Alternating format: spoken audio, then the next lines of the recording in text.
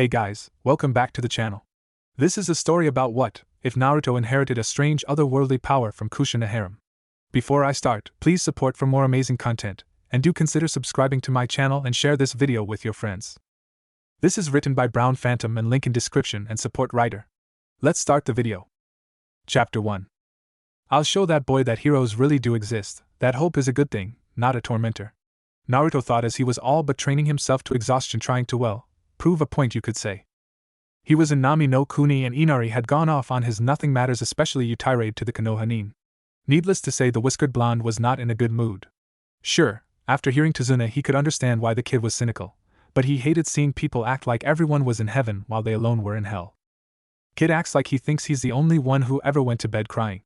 Brat, come cry to me after you've lived NY life, then we'll see who deserves to throw a tantrum. He angrily told himself. So now he was practicing what little taijutsu he knew and some tree walking for better chakra control, even if only slightly. But because of this anger at Inari and Gato and his own past in general, he was pretty much just venting out his frustrations than doing any actual productive training. Naruto! Sakura called out to him, making him freeze immediately. Yes? He asked, seeing her walk up to him, for once not looking like she wanted to clobber him. How much longer do you plan to be out here? She asked. Naruto looked away at nothing. Until I feel like I'm not going to yell at the kid anymore. Sakura was surprised. Yell? In the entire time she had known the blonde, he had been loud like he didn't understand the concept of volume, but he never really yelled at anyone. He nodded with closed eyes. Yeah, he kinda struck a nerve with me, talking like that, like everyone but him is happy with their lives. Well, he may be wrong, but it's not like he's unjustified in being unhappy. He did lose his father after all. Me, Sasuke-kun, and Kakashi-sensei all know what that feels like. Sakura defended, referencing her late father, the Uchiha massacre, and what she had heard of Hatake Tsukumo from a trusted source. Naruto opened his eyes and they didn't look friendly. They were still blue, but angry. And I don't? I lost my father too, Sakura-chan. No, you didn't. You never knew yours. Sakura plainly blurted out. Now Naruto was madder. Oh, and I suppose that's supposed to make me feel better? He was being loud again, but now Sakura felt like for once he truly was yelling, not just trying to be heard. I'm supposed to be happy that I never knew my father? Or my mother? Or any of my family? It's better that I've been completely alone since the day I was born? That I've got absolutely nothing to be miserable about, while you all do? Sakura was stunned silent, surprised that Naruto for once wasn't his usual happy-go-lucky idiot self, and for once showed signs of having something to be resentful towards. I thought you liked living on your own. What on earth gave you that idea? He asked. Because you have no parents to tell you what to do. You hate having to follow the rules, so without parents you get to do whatever you want all the time. Sakura explained, not trying to upset him, just explaining what she always thought was the truth. Naruto turned around, not wanting her to see him cry. Sakura-chan, I'd gladly have parents who gave me 1,000 rules if it meant I had someone to call mom and dad. Believe it, Sakura-chan, all the freedom in the world means nothing if you're lonelier than hell. This sure surprised the pinkette.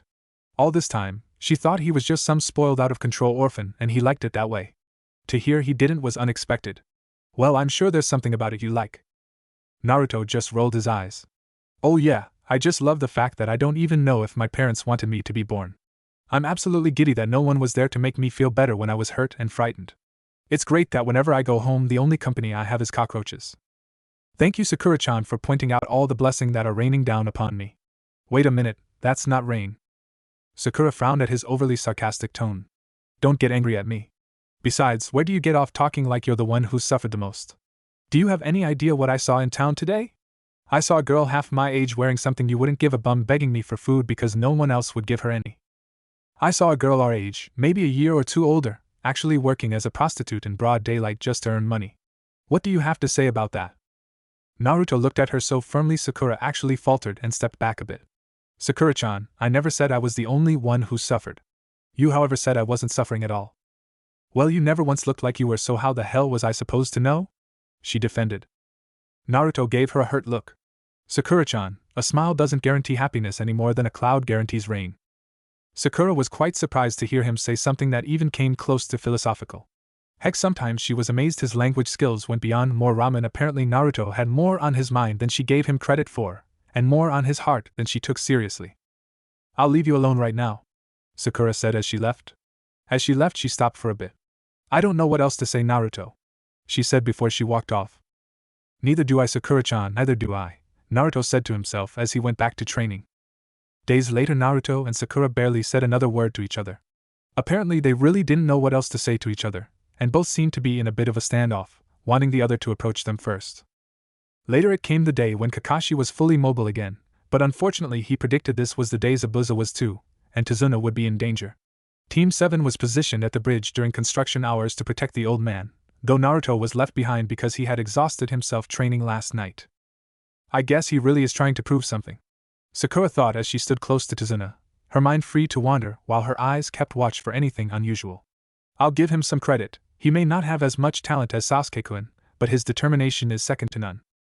Too bad he wasn't there when Zabuza and his masked aide showed up and started a fight. Kakashi kept Zabuza occupied and the two seemed quite evenly matched. And Sasuke was trapped in a dome made of ice, created by a jutsu he couldn't copy or destroy so easily either. Sakura wanted to help, but she didn't know what she could do for either. All she could do was stand guard by Tazuna in case these two were a diversion so someone or something else could kill the bridge builder. Naruto, we need you. You're the only one who can help us now, Sakura thought, for once truly wanting her old annoyance to be around. Her wish was granted, and he showed up. Sorry I couldn't be here sooner, but some thugs were after Tsunami and Inari. But I beat them up. Your family's safe, Tazuna. The old man sighed. Thanks, kid. I owe you one, but we'll have to get out of this first. Naruto, go help Sasuke-kun. He's trapped in that ice dome, Sakura pleaded. Naruto looked to see the ice prison, and could see Kakashi fighting Zabuza in a blanket of mist. Knowing which one he stood a better chance against, he headed towards Sasuke. Sasuke! He shouted. Don't give yourself away like that, Sakura mentally groaned. Next thing she knew, Naruto disappeared and was replaced by Sasuke, who had a few Senbon sticking out of him, and Naruto's scream could be heard inside the dome. What the? What did he just wait a minute, did Sasuke-kun just Kawarimi himself with Naruto to avoid a hit? Sakura asked herself, shocked by the idea but not entirely sure if it was something she should support or not. Naruto was very surprised to see that he went from outside the dome to inside in a mere second, while Sasuke went from inside to outside just as quickly. That wasn't the bad part though. The bad part was when hundreds of ice-cold needles embedded themselves in his skin from all directions, making him look like a human pincushion. Pained, he fell to his knees then his side trying not to yell. Luckily Haku was too stunned by this to add a follow-up attack right away, not to mention she felt bad about attacking this boy would had been nice to her in the forest days ago in the first place. Unfortunately she couldn't help him without disobeying Zabuza, and her master came first in all things to her.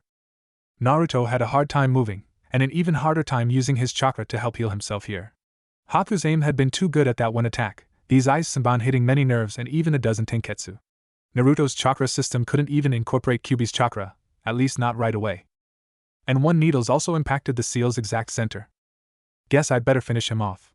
Sorry, Haku told herself, allowing herself to feel some grief for what she was about to do. Readying another Senbon attack, this one likely to put him out of his misery, she stopped when Naruto started to glow a silver-white color. Her moment of immobility stopped as soon as it came and she attacked again. Hayaton Thousand Needle Jutsu. The ice needles flew right at him, but when they hit him, they broke and bounced off, sounding like they were hitting metal rather than flesh. At the same time, the ice needles already in Naruto were melting, allowing his body to heal and a touch of red chakra poured out mixing with the silver-white chakra. What on earth is this? Haku asked herself. She wasn't the only one wondering this. Zabuza and Kakashi stopped their own fight when they felt this. Sakura could even see light glowing from inside the dome and Sasuke, who had been hoping to kill Haku from behind while she was distracted eliminating Naruto, stopped to see what was going on. This whatever this is, it can't be the Kyuubi, Kakashi told himself. It feels nothing like evil. Naruto regained the ability to stand up and the glow around him took shape. A set of white wings were on his back and a sword was in his right hand, both which were made out of this strange silver-white chakra. His body itself was colored from head to toe in the same color, and it was impossible to tell where his clothes and skin separated. Also, there were red streaks all over him, forming a spiral on his stomach and rings at his wrist, ankles, elbows, knees, and down his spine between the chakra wings. What the heck is this? He asked as he looked himself over. Even he doesn't know? At least that means he can't use it against me or Zabuza-sama, Haku told herself before readying another attack. Since Senbon wouldn't work, she'd have to try something a bit more lethal. Hayaton Thousand Kunai Jutsu. Multiple kunai made of ice were thrown at him from the many ice mirrors and again Naruto couldn't dodge them all. Fortunately he didn't have to, since when they impacted his chakra aura they shattered like they were made of glass. Sakura couldn't see what was going on but she could hear fighting continuing, Sasuke-kun, help him. Don't just stand there. The Rookie of the Year gave her an "Are you stupid?" look, then turned back to the renewed Kakashi vs. Zabuza fight, and smirked, clearly deciding that was more worth his time and effort. He tried to sneak into the mist to kill Zabuza from behind, but he was tackled by a large bulldog. "This is out of your league, kid," the dog told him. Sasuke was not the kind of person who appreciated others telling him what his limits were or that he even had any to begin with. "Get the hell off me, you mutt! Do you have any idea who I am? You're a kid who's trying to bite off more than he can chew. Let Kakashi handle this." "Sasuke-kun, Naruto needs help," Sakura reminded her favorite teammate. Ignoring her, Sasuke pulled out a kunai and tried to stab the dog, pinning him down. It saw this coming and jumped off, avoiding the hit, and looking very mad. Mad enough that it jumped at him again and bit him hard on the leg. Back with Naruto, he could see that Haku's weapons were not affecting him, and he decided to try to fight back. Rather than try to catch up with the faster fighter, he took his light sword and struck one of the ice mirrors, cleaving it with ease. "Nice," he said before doing this with the others, leaving Haku with fewer places to move around. Seeing this, Haku stepped out of her hiding spot and cancelled out the crystal ice mirror jutsu. "You are quite strong. But I cannot allow you to interfere with Zabuza-sama's work." "Why are you working for him?" Naruto asked, staring down the false hunter Nin. "Because I am his tool. He is the reason I am still alive. I owe him my life and will do everything in my power to see his wishes fulfilled." Naruto was immediately reminded of the boy or girl, the person he met in the woods the day after he vented at Sakura, asking him if he had someone precious to protect, though he didn't understand why he just thought of that. "How could you follow a man like him?" "Because he gives my life purpose. Can you imagine living yet having no reason to be alive? No one who values you or gives you something to look forward to. I lived like that for a long time, and then Zabuza-sama came along and gave me a purpose. You might deplore his methods and goals, but I'd rather be his tool than human trash." Naruto found himself unsure what to do. "I understand completely. If I had been in your place, I likely would have done the same. But unfortunately, I have a job of my own, and I must do it as much as you must do yours." Haku nodded. "I'm sorry it came to this, Naruto. I wish there had been another way." Naruto's eyes widened. "Wait, how did you know my name?" Haku didn't answer. Instead, she readied a different jutsu, one of her more dangerous ones. "I don't want to kill him, but I will not let Zabuza-sama down. Please forgive me, Naruto. I wish we had been friends," she told herself, remembering their brief encounter in the forest days ago. Then she finished her hand signs. Hayatan River Entrapment Jutsu. From under the bridge emerged a pillar of water like something out of a geyser, and it appeared to be quickly freezing. Before it became solid, Haku sent its silent signals to try and capture Naruto. If it succeeded, he would be frozen solid in a situation no non-ninja could survive at all, and few ninja could survive for long. Naruto jumped to dodge, and without meaning took to the air with his chakra wings. He was surprised as anyone else and almost fell out of the air. Fortunately, his desire to keep avoiding Haku's jutsu gave him the state of mind to keep aloft. It was going well until... "No!" he shouted when he saw it was about to trap Sakura and Tazuna instead. Acting on pure instinct, he swung his chakra sword and the freezing water technique shattered and dissolved in mere seconds. "Whoa!" Tazuna muttered. Sakura was more speechless. "Naruto, thank you." "Just who are you, Uzumaki Naruto?" Haku asked herself. "Where did he get this?" Sasuke wondered. Meanwhile, someone else was alerted to this use of power. "Is this what I think this is?" an old man with one eye asked. "It appears so. Someone has the power of a Valkyrie," a woman his age told him. "But a living mortal? And a male? How is this possible?" a younger maiden adorned in battle armor asked. "Someone should go inspect this matter," a man in battle armor stated. "But who?" the one-eyed man asked. "I think I know who," the maiden said. "This boy is named Uzumaki. We have a Valkyrie named that too. Send her. The connection should make learning from the boy easier." "It's worth a shot," the armored man claimed. The one-eyed man nodded. "Very well. Freya, send Kushina Uzumaki to Earth to learn about this boy. Frigg, please ask the Norns if they can tell us anything as well." "Yes, Lord Odin," the two women told him before departing, hoping to find answers to this strange development. Chapter 2. Naruto still wasn't sure what he was doing here, but he was certain he had the advantage here now. Turning to Haku, he held his sword up. "You still want to fight?" "It doesn't matter what I want. Zabuza-sama needs me to fight, and I will fight for him until I am of no use anymore," the ice user answered. "I don't want to do this," Naruto said as he turned the materialized sword. "You are strong, but I cannot simply let you kill me as long as I have some use to Zabuza-sama." Haku said before readied herself to create another crystal ice mirror jutsu, hoping this time it could withstand his power long enough for her to find a weak spot on him. Anticipating this, Naruto swung his sword at his enemy, not wanting to kill her but wound her and make her stop this. He knew that as a ninja he was expected to kill, but he hadn't yet done that, and a large part of him was hoping to delay doing so. Mostly out of fear that it would make him the monster so many were fond of labeling him as. The light sword missed Haku's shoulder but cut into her hair and broke the edge of her mask, nicking her left cheek a bit enough to make her bleed. The crack spread across the mask and then it broke off completely, exposing Haku's face to Naruto. The whiskered blonde silently gasped when he saw the fake Hunter Nin's face and stepped back. You're? Haku smiled gently and nodded. Yes, I'm Haku. I'm sorry. I had hoped we could have avoided any fighting, but it wasn't meant to be. Why didn't you kill me when you had the perfect opportunity? Naruto asked. If you really were just Zabuza's tool, you would have eliminated the threat before I had a chance to do anything. But you didn't, you made a personal choice to let me live. And that proves you're not a tool, you're a person, damn it, and you can make your own choices. Even here. Haku showed no change in her expression, but internally she was affected by his words. She did have a choice in killing Naruto or not that day she met him in the woods. At the time she rationalized her inaction as the wiser of two choices, saying he might have reacted sooner than she could attack and his death would have alerted his team all that soon and made things difficult for Zabuza. But on some level of her mind she had spared him because she herself didn't want him dead yet. She just didn't realize it until now. Even so, I don't have a choice here. I must kill you. Naruto put down his sword. I don't believe that. There is always a choice, and I'll prove it to you. I sure hope this works. He thought as he closed his eyes and willed whatever he was doing to stop as if he was using regular chakra.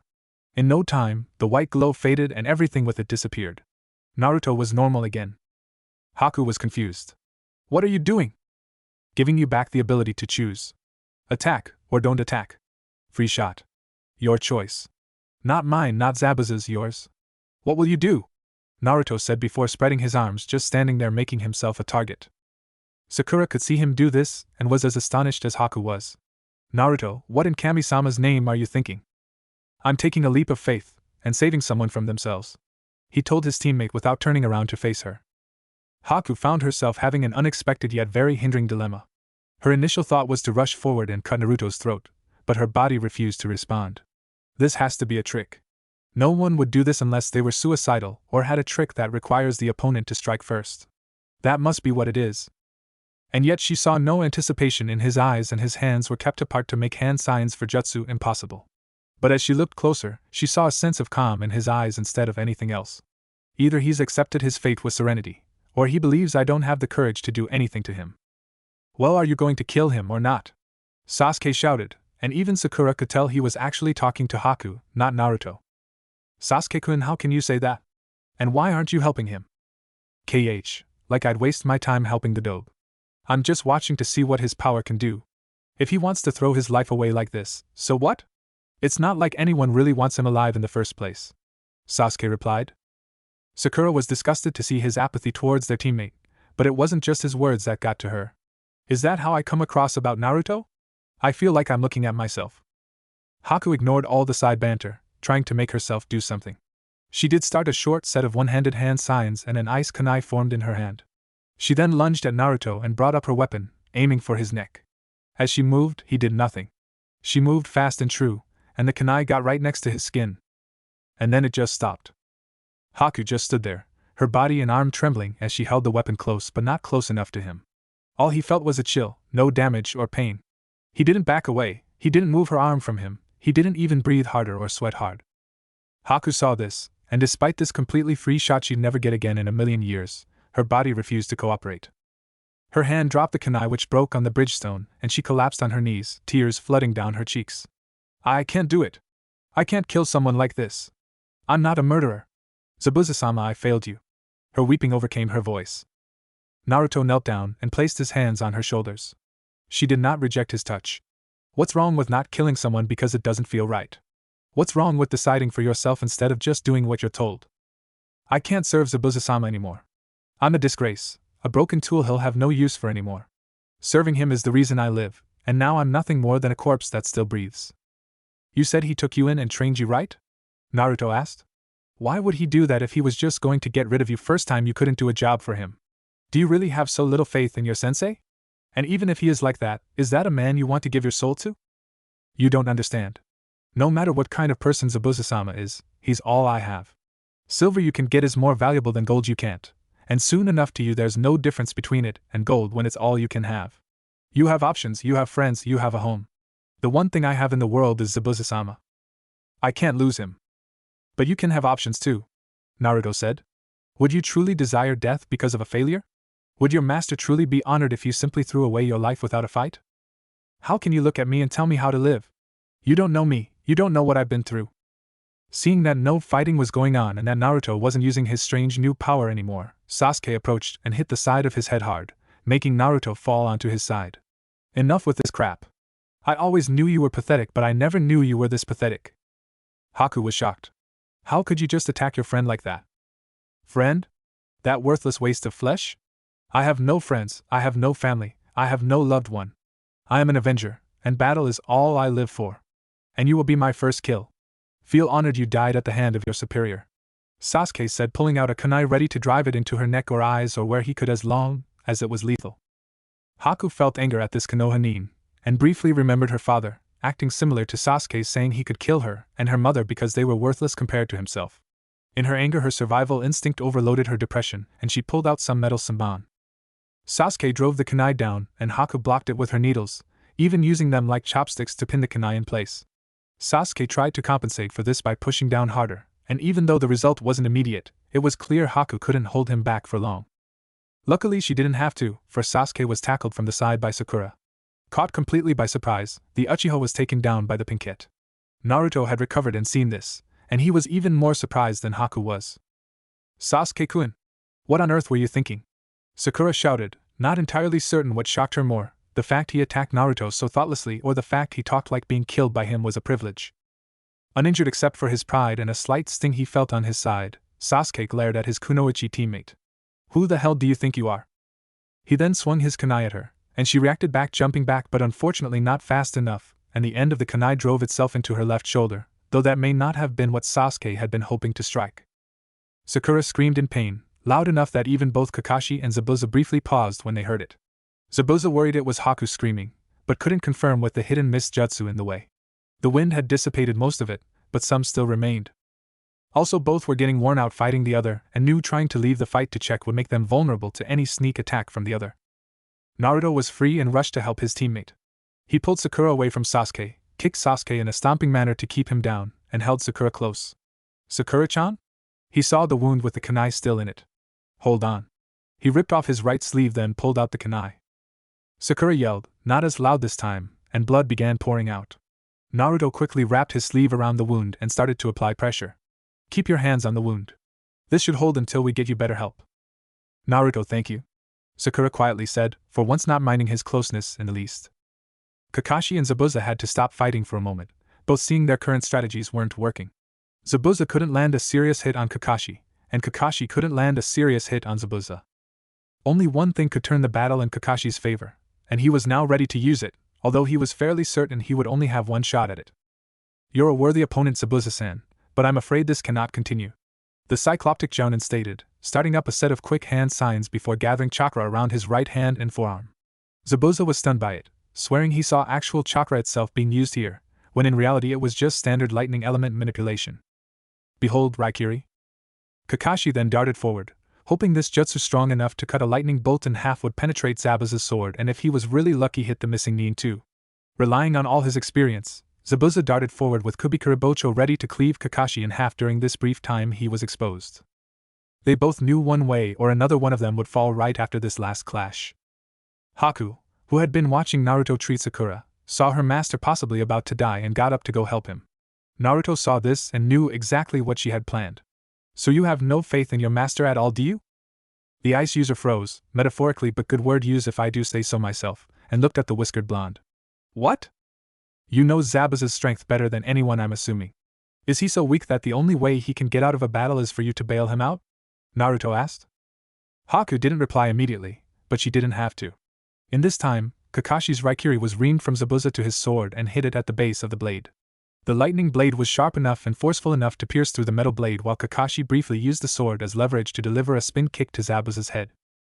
The former Kirinin wasn't as agile as the former Konoha Umbu captain and took the hit hard, resulting in him nearly falling off the bridge and his sword broke in half in the process. Not to say Kakashi got away without a scratch. Moving that way broke his wrist, and he knew from this point on using more jutsu would be likely to kill him. And the end of Zabuza's sword did manage to cut into his left side deep enough to draw blood. Kubikuribocho had already tried using that blood to repair the damage it got from the Raikiri, but it didn't happen fast enough. Anyway, Kakashi was on his knees panting and clutching his left side while Zabuza was flat on the ground with his right arm broken from the impact. "Zabuza-sama!" Haku shouted, then dashed towards him. "I should have moved sooner, then maybe he wouldn't be hurt. That boy distracted me, like he knew what I would have done." She knelt down beside him. "Zabuza-sama?" He laughed snidely and coughed up blood at the same time. "Calm down, Haku, I've lived through worse. I should have been faster. I should have taken the hit for you." Haku wept, but stopped when she felt a light hit on top of her head. Not a painful one, just a tap to get her attention. "And here I thought you got over those suicidal tendencies. I keep telling you you're no good to me dead. You can live without me." "I can't live without you," Haku countered. Before Zabuza could reply, a sinister laugh could be heard. "How disappointing, and here I thought you were supposed to be a demon." Zabuza immediately recognized the voice, and with the mist now gone could clearly see Gato standing at the end of the uncompleted bridge, with several armed goons behind him. "Gato? Why are you here?" Zabuza asked, not liking the look of this.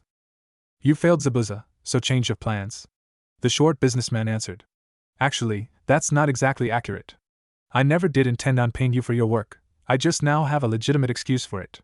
Hiring ninja is expensive and they may turn against their employer, especially fugitive ones, so I only hire the ones I can dispose of." "Smart and cost-effective, wouldn't you say?" All three members of Team 7 were surprised to hear this.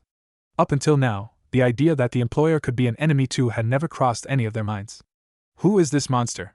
Naruto asked himself. Zabuza made himself stand up with his one good arm. "Kakashi, now that I have no reason to attack the old man, I have no reason to fight you anymore." Tozuna heard this and immediately breathed a sigh of relief. Kakashi struggled back to his feet too.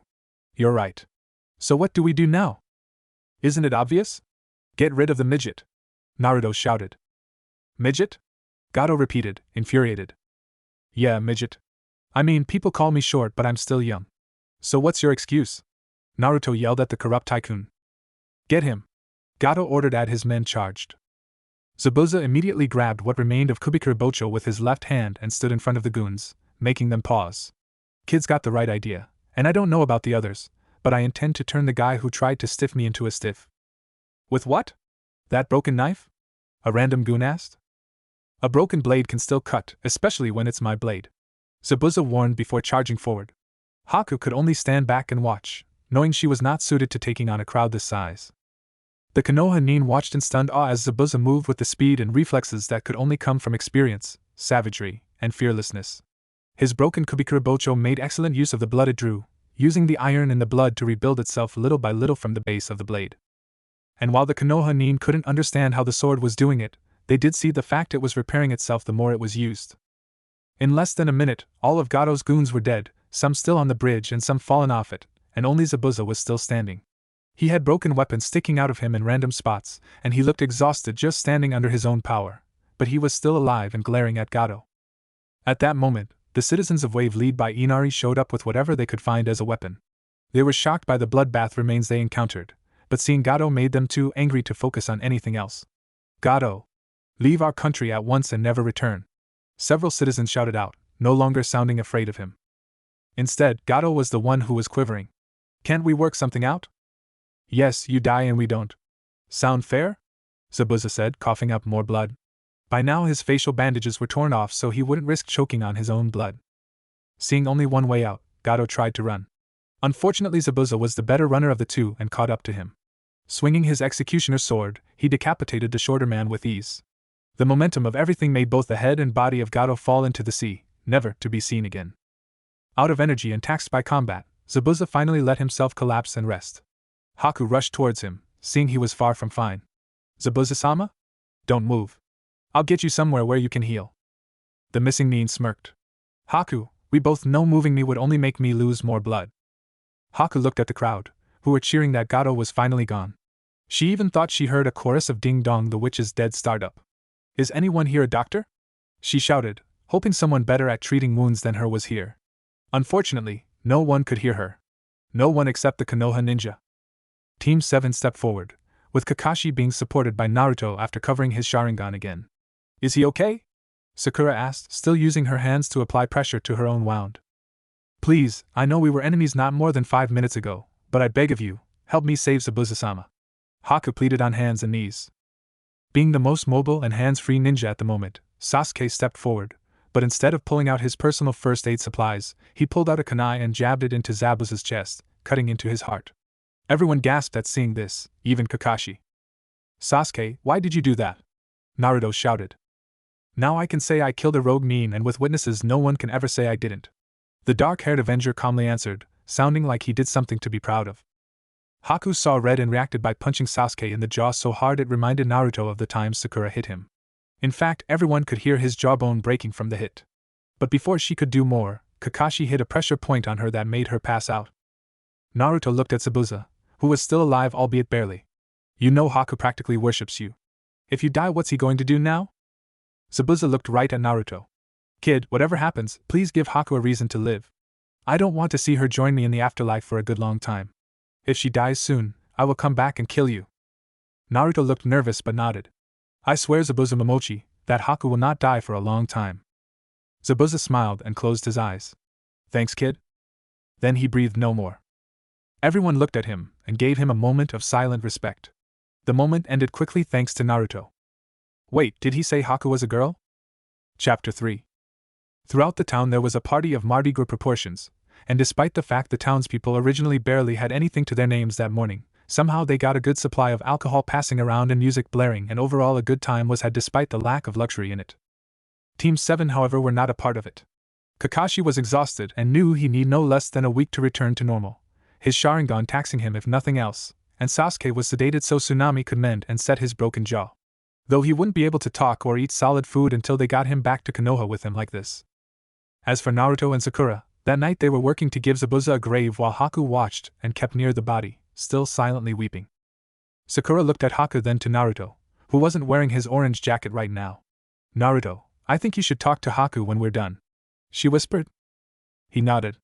I know. Also, I'd like to talk to you too when you have the time, she added. He looked a bit confused here, but not without reason. Usually Sakura hated it when he tried to start a conversation, and now she actually wanted one. Why? I'll tell you when we're alone, she said, focusing her eyes back on their digging. Suddenly she found it hard to actually tell him what she wanted to. Naruto nodded and pressed no further. After a while, the grave was big enough and deep enough.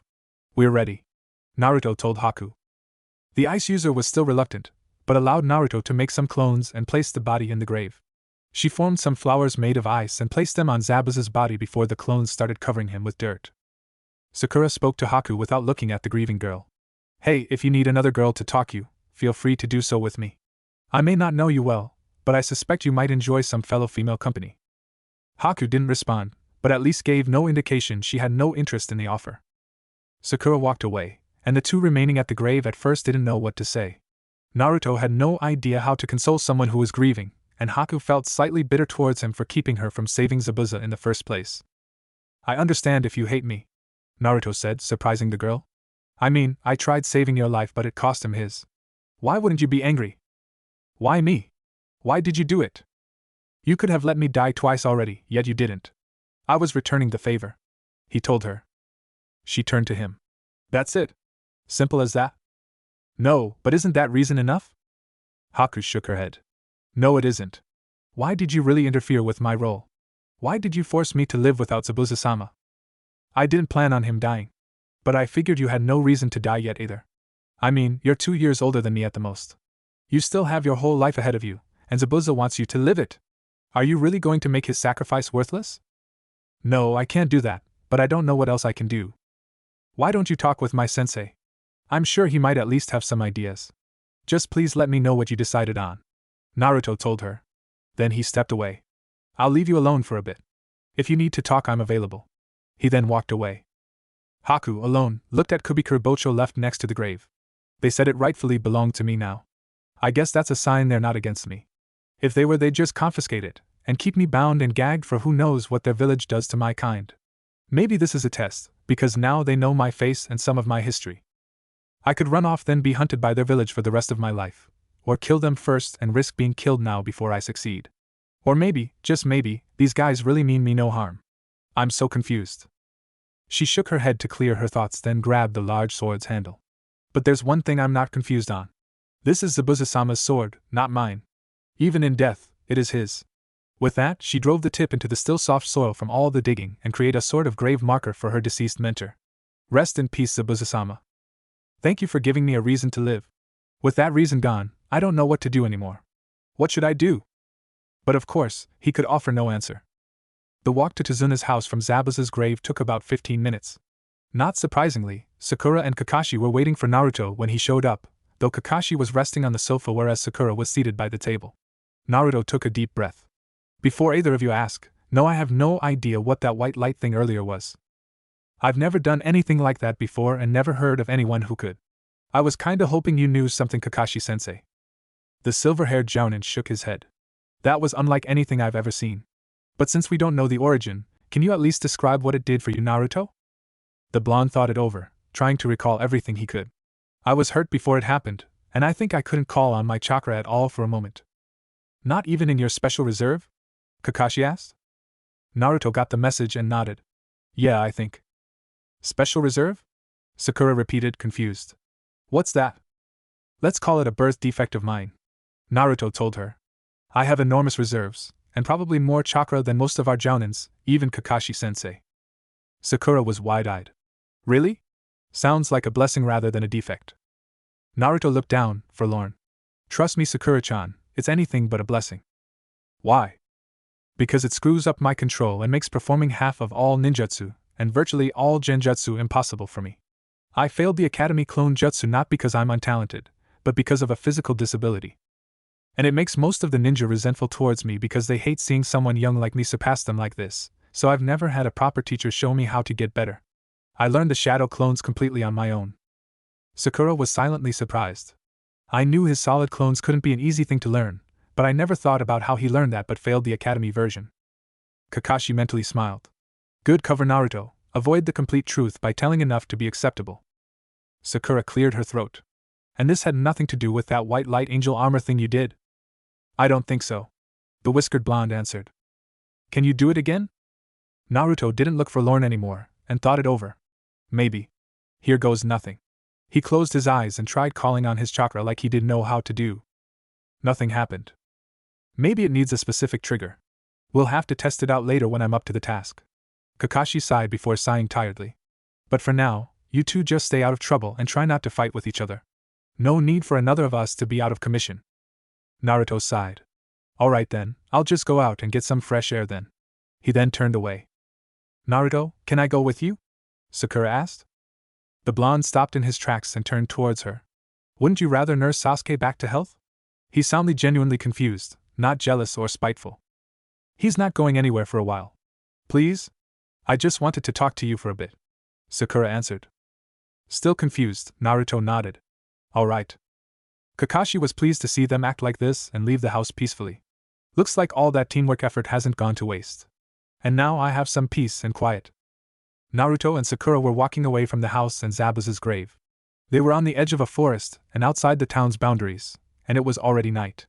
But as ninja, either were afraid of anything happening to them. Sakura-chan, if this is about me hurting Sasuke, I'm sorry. I was just trying to do my job, Naruto told his teammate. Sakura was confused. Naruto, you didn't hurt Sasuke-kun. I saw the whole thing, you never did anything to him. So why did you say that?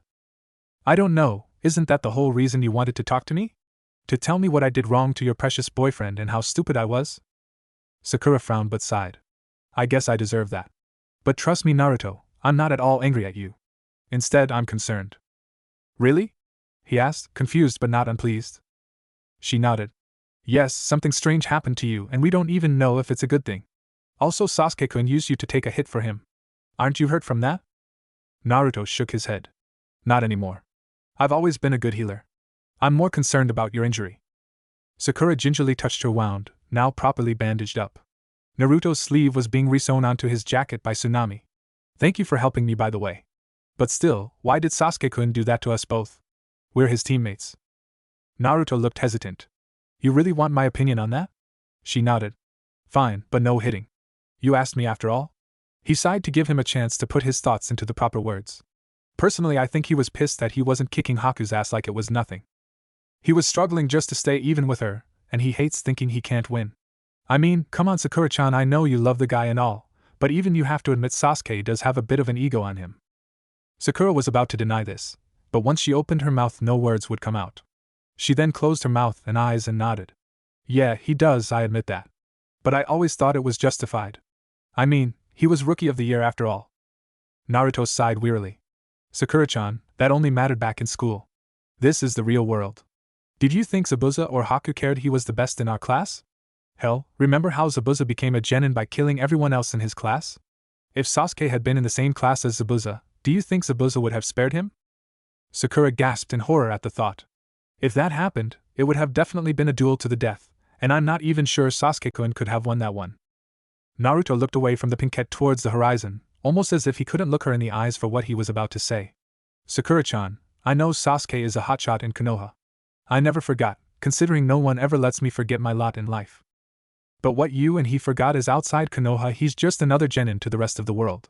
He has no real experience in these sort of things, and that makes him more vulnerable to threats. And unless this team stays together, he always will be. What do you mean? Sakura asked, finding herself impressed by Naruto now. He sounded so unlike what she expected of him it was a welcome change to her. Sakura-chan, remember how Kakashi-sensei said we're placed in teams to improve our teamwork skills and get used to working with others? Naruto asked. Sakura nodded. That's not the only reason. Gigi once told me it's also a safety precaution.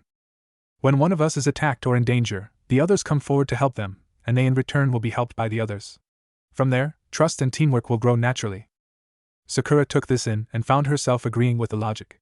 She already found herself trusting Naruto a little bit more than before thanks to him treating her wounds, and Sasuke a little bit less for giving her that wound in the first place. That last part made her think of something else. But what if we don't help each other like that? Naruto shrugged. I think the answer's obvious. Naruto? Sakura asked, getting him to look back at her. I know Sasuke-kun did something wrong, but we should still give him another chance. I don't want our team to fall apart so soon or easily. Naruto closed his eyes and slowly nodded. Yeah, you're right. But Sakura-chan, for this to really work, I need you to stop hitting me so much. I get it that you love Sasuke and not me, but can't you at least treat me like a friend? Sakura was confused. I already treat you like a friend, Naruto. The whiskered blonde gave her an irritated look. Do you punch all your friends? Because I've never once seen you hit Ino. He then crossed her arms, as if challenging any denial. The pinkette didn't know how to react, but looked quite upset and hung her head. I'm sorry, Naruto. I thought it was okay since my mother told me it was okay to hit you. You're right that I never did hit Inopig before. She then turned her back to Naruto. I doubt you'll forgive me, but I truly am sorry. I forgive you, Sakura-chan, but why the change of heart? Naruto asked, looking at her. He still cared very much for her, and was curious as to why she suddenly apologized. It was during the battle, when I saw Sasuke-kun being so callous towards you. I think I saw the person I was becoming. I don't want to be that person. Sakura turned around with tears starting to form in her eyes. How can you forgive me so easily? I've done nothing worth forgiving and you forgive me as if I've done nothing wrong. Why? Because I like you, Sakura-chan. I don't want to hold a grudge against you, he answered. Sakura felt her heart ache at what she felt was undeserved admiration for herself. But why do you like me? Why don't you hate me instead? Because you're similar to me, he told her, surprising her. You were picked on a lot when you were a kid like I was. No one wanted to be your friend, everyone made fun of you, and everyone said you had no future as a ninja. I was in the same position, then I saw you made friends with Ino and I thought if you could do that maybe I could make friends too. But why were so persistent? If I had been you I would have stopped the first time someone hit me, she asked. Naruto sighed. I already lost my chance to be friends with the other girl who was being bullied thanks to her family. I didn't want to lose any chance to be friends with you. Other girl? Sakura asked herself. The only other person I can remember being picked on back then was, she mentally gasped. Hinata? Naruto tried to be friends with Hinata first but her family stopped him. This doesn't make sense.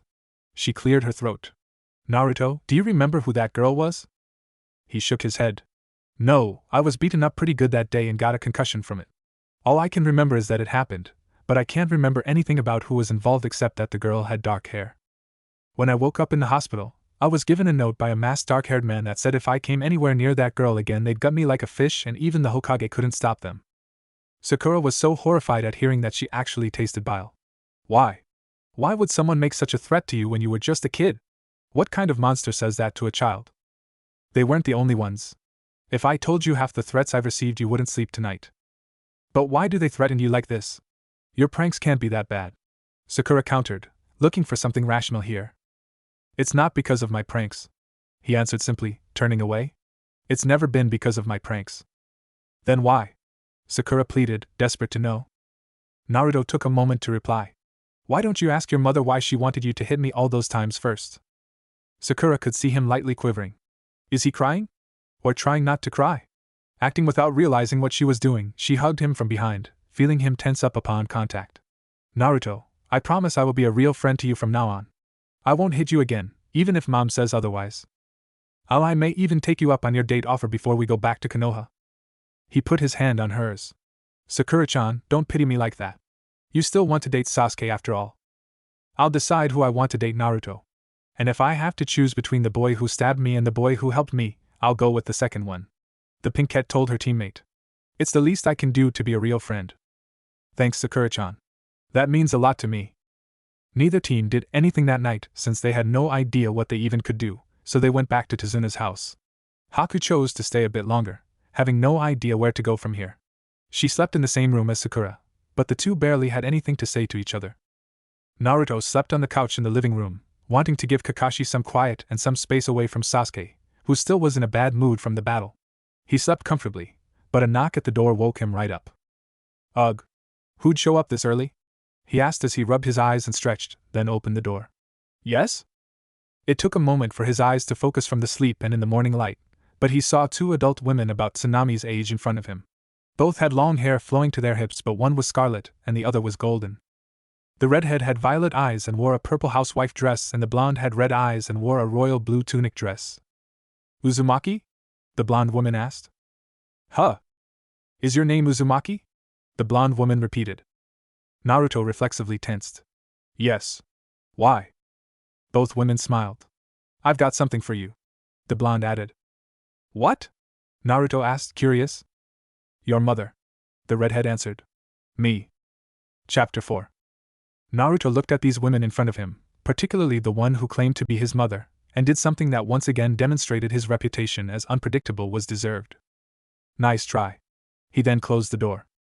On the outside, the two women were quite shocked. They weren't entirely sure what to expect, but this certainly wasn't it. On the inside, Naruto clenched his eyes, teeth, and fists. I will not go through this again. I will not. Since the door wasn't locked, the blonde woman opened it. That was rather rude, you know. He gave her an angry look. Get lost. This wasn't funny when I was a kid, and it's not funny now. What are you talking about? Kushina asked. Like I'm going to talk to complete strangers about my past. Now get lost already. He all but yelled. I'm afraid not, young man. The blonde stated. We've come a long way and we're not going to turn around just because a child tells us to. Now, answer our questions. Naruto's glare unnerved them both.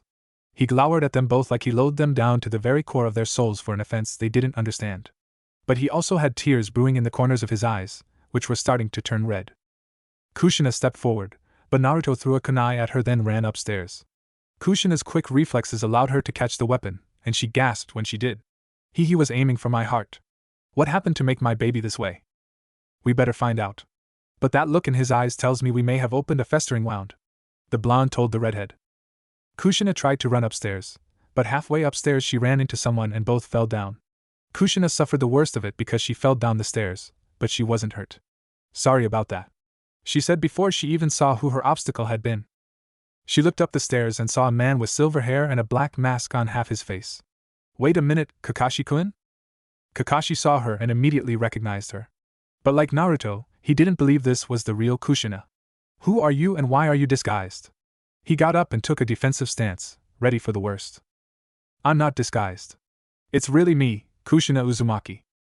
Nice try, but I knew the real Kushina and she's been dead for 12 years. I know. But I'm back on business. Kakashi scoffed. Sure, you came back from the dead on business. Happens all the time. My father was in Konoha last week to oversee construction of a new building. I know how it sounds, but as Freya is my witness, I am telling you the truth, Kakashi Hatake. The blonde waved to the masked jounin. Hi, I'm Freya, one of the Vanir goddesses. Never heard of you, so excuse me if I doubt you're any kind of goddess, Kakashi told her. Enough. I just want to speak with my son, Kushina insisted. Looks to me like he doesn't want to speak with you. And given what happened to him, I'm not surprised, Kakashi replied. What are you talking about? Kushina asked. I'm not convinced you are the real Kushina, and until your identity is confirmed one way or the other, I'm not telling you a damn thing about that boy. Kakashi-sensei? Sakura called out to her teacher, making him turn to face her. What's going on? I just saw Naruto jump out a window and run off into the woods. Damn, he did exactly what I feared he would do. The cycloptic jounin moaned. Sakura, Naruto's not in the best of moods right now. You should probably go find him to make sure he doesn't do anything foolish, and for your own safety don't hit him for any reason. He might retaliate this time. If you must, take that Haku girl with you since she might prove useful in keeping him under control. Sakura didn't know what bothered her more here, the fact that her sensei was so quick to believe she'd hit Naruto when he was down, or his worry that for once Naruto might hit back. I'll try, but what about Sasuke-kun? Shouldn't he help? Absolutely not, Kakashi ordered. Sasuke would only make things worse, even with his jaw shut. You two go find Naruto, Sasuke will stay here with me in case I need backup. You aren't planning on fighting me, are you, Kakashi? Kushina asked, itching to go after her son but staying put since she knew that would only make her look worse here. If I must, I must. Sakura, go. Now. Why yes, sensei. The pinkette said before disappearing down the hall to get Haku. How can I prove to you I'm the real Kushina, Kakashi? Kushina asked. You should already know how to do that, Kushina, he told her, sarcastic in the name use. Within a minute, Sakura and Haku were outside heading in the direction Sakura saw Naruto run towards. Haku was not hard to convince, though she hadn't said why. Thanks for doing this. I've heard that Naruto can give even the Umbu trackers of Konoha trouble, Sakura told the Hayatan user. Well, you're in luck. Tracking was one of the many things Zabuza-sama taught me. I'm sorry for your lose. I know I shouldn't be, given his background, but I guess even criminals have family that mourn their deaths. Haku looked a bit melancholy at that, to say the least. Everyone's done something they're not proud of, but Zabuza-sama did have his reasons for the path he took. What kind of reason did he have? Sakura asked, curious about the reasons for becoming a wanted fugitive. While she was aware that ninja did occasionally turn rogue, she had never actually heard why that is, except for those like Itachi escaping the law. To stop the blood feuds, Haku said. What blood feuds? Was it against your clan? No, it was against bloodlines in general. After the third shinobi war, the people of Kiri began to see anyone with a bloodline such as Hayatan as evil. It didn't matter who or how old they were, if you had a Kekkai Genkai, you were demon spawn to them all. And a few years ago, the Yandere Mizukage decided to exterminate all of us with them. How did you survive? I escaped when my father was trying to kill me after he already killed my mother. I lost control of my Hayatan and killed him and his entire group. After that I ran off, and it didn't take long for me to find a place where no one knew who I was or what I had. Problem was no one wanted to help a street urchin, which is what I became. No one until Zabuza-sama came along and gave me a purpose again, Haku said as they entered a clearing. Hey, this is where I first met Naruto. Sakura looked around but didn't see the whiskered blonde. Too bad he's not here now. Like I said, this may take a while. Tell me more about him, Haku said when they continued their search. What would you like to know? Sakura asked. Just what kind of person he's like. Zabuza-sama asked him to take care of me, but I'd like to know if he's the kind of man I want to receive care from. Aren't you old enough to go out on your own anyway? Haku sighed sadly. Old enough I am, and capable of surviving I am too. But I hate being alone. That's why Zabuza-sama entrusted me to him, because he hoped a boy kind enough to spare my life is the kind of person I'd want to live with. You barely know Naruto, and you're already considering the idea of being with him on a regular basis? Wow, you must really hate being alone, Sakura commented. The worst time of my life was when I was abandoned and invisible to others. I'll do anything to avoid repeating that. Besides, are you saying Naruto-san is a poor choice of company? To be honest, he's not my first choice for company, but I can no longer say I hate it when he's around either, Sakura admitted. Haku arched an eyebrow, but she came to a stop and crouched down. His footprints disappear here. He probably took to the trees from this point. Finding him just became harder but not impossible. I just hope he doesn't get himself hurt, Sakura said. So tell me what you mean by no longer? Haku asked. Oh that? Well, it's a long story. I've got time and we're not searching solo. So start talking. What are your thoughts on Naruto? Haku asked Sakura. I'm still not sure what to think about him. He was the dope of the class, and Mom always said to keep away from him since he's a bad influence. Sakura answered the Hayatan user. Even though he's my teammate, I don't really know that much about Naruto. I don't think anyone in Konoha does except the Hokage and this one girl who has a crush on him. He has no family and so few friends, and to be honest up until yesterday I never really wanted to be his friend. Why not? What's so bad about him? Haku asked curiously. By force of habit Sakura came very close to getting into an anti-Naruto tirade, but out of consideration for him, and in case he was listening, she took a deep breath and tried to compose her thoughts to be objective rather than judgmental. I'm not the best person to answer that question. For a long time, I hated the mere fact Naruto even existed. There was even a time where I wished he had died in the Kyuubi attack on Konoha 12 years ago. Haku's eyes widened and narrowed bitterly. But he himself is only 12. He would have been a baby at that time or still in the womb. You hate him so much you'd wish death on him when he was a baby? She saw Sakura hang her head with a tear running down her cheek. I really want to slap you and call you a bitch right now for that, but I will give you this one chance to change my mind. But keep in mind I speak from experience that being born different is not a crime. Sakura looked back at the Hayatan wielder, eyes still wet and full of regret. I have no excuse for my old ways. I was a bitch. I just didn't know it until yesterday when Naruto opened my eyes. I used to hit him all the time for any reason and I insulted him left and right. Why? Haku asked, hostility still in her voice. Not because of any affection to Naruto, but because she couldn't stand the idea of someone being victimized undeservingly. And until she had reason to believe otherwise, she was not going to just assume Naruto deserved to suffer. She was not her father. Part of it was because he did annoy me, and I wasn't interested in being more than friends like he was. Sakura added. Haku scoffed. Sounds more like you weren't interested in being friends in any sense of the word. True, I didn't. I mean, I didn't intend to be so bad to Naruto. I just didn't care about him at all. Haku frowned. No, that's not true. If you truly didn't care about him, you wouldn't let him get to you. You would ignore him, avoid him, or at least ask him to leave you alone. I did ask him. Sakura countered. Did you? Haku inquired, sounding like she didn't believe the pinkette. Did you really ask, or did you just tell him? What's the difference? Sakura asked. Let's say the boy you like kindly requested you to not bother him. Would you do it? Haku asked. Sakura slowly nodded. And if he just looked at you and said get lost, would you do that so easily? Haku added. Sakura looked down again. She knew from experience what her answer was. Sasuke had already done just that, but did she heed his words? Obviously not. Sasuke had ignored her left and right and on occasion told her directly to not be around him, but she left him alone no more than Naruto left her alone. No, I didn't. So I guess I have no right to criticize Naruto for doing the same thing I myself have done. Oh well, we really shouldn't keep standing here when we should be looking for him. But before we go, just tell me 3 things about him you like. Haku told her. This one simple request would forever affect Sakura in ways she couldn't possibly predict right then and there. At that moment, all the pinkette wanted was to not walk away the bad guy and have this girl who was clearly stronger than her have a legitimate reason to hurt her. Haku clearly wanted to be friends with Naruto, and anyone who came across as his enemy would likely earn her discord. He's caring enough to not hold grudges, though I don't understand why. He's never boring to be around, even if he is annoying. And now Sakura looked and sounded like she was struggling. I know I can trust him.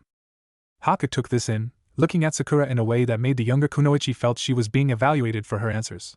Fine, thank you. Now let's go find him and you can see for yourself what else you think you know about him. What do you mean? Sakura asked, but Haku already got into the trees, requiring Sakura to follow the former Kiri resident and repeat the question. It sounds to me like you don't really know Naruto as well as you thought you do. The fact you struggled to give me 3 examples of his qualities and 2 of them came with commentary tells me you don't know him even if you know of him. Maybe you should spend more time trying to know him as a person instead of as just a teammate. After that Sakura said nothing, but Haku's words had quite an effect on her. Naruto, do I even know you at all? Hours went by and neither Kunoichi could find the whiskered blonde. They checked the woods, they checked the town, they even checked the shore, still nothing. It was as if Naruto vanished off the face of Wave Country. How can Naruto hide so well? Sakura asked herself.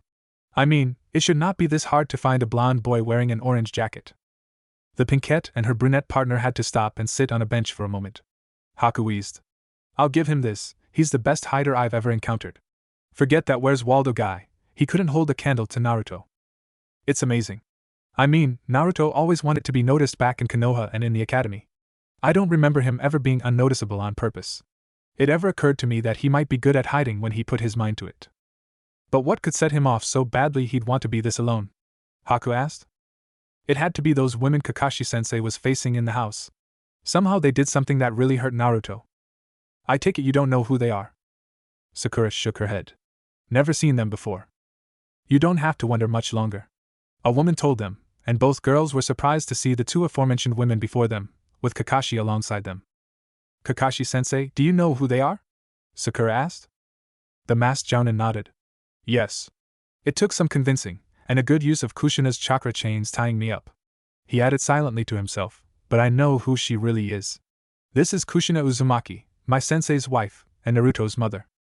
Mother? Sakura and Haku asked. I know you both have a ton of questions for me and I will get to them when I can, but for now my top priority is finding my son. Your questions will be answered after that and no sooner.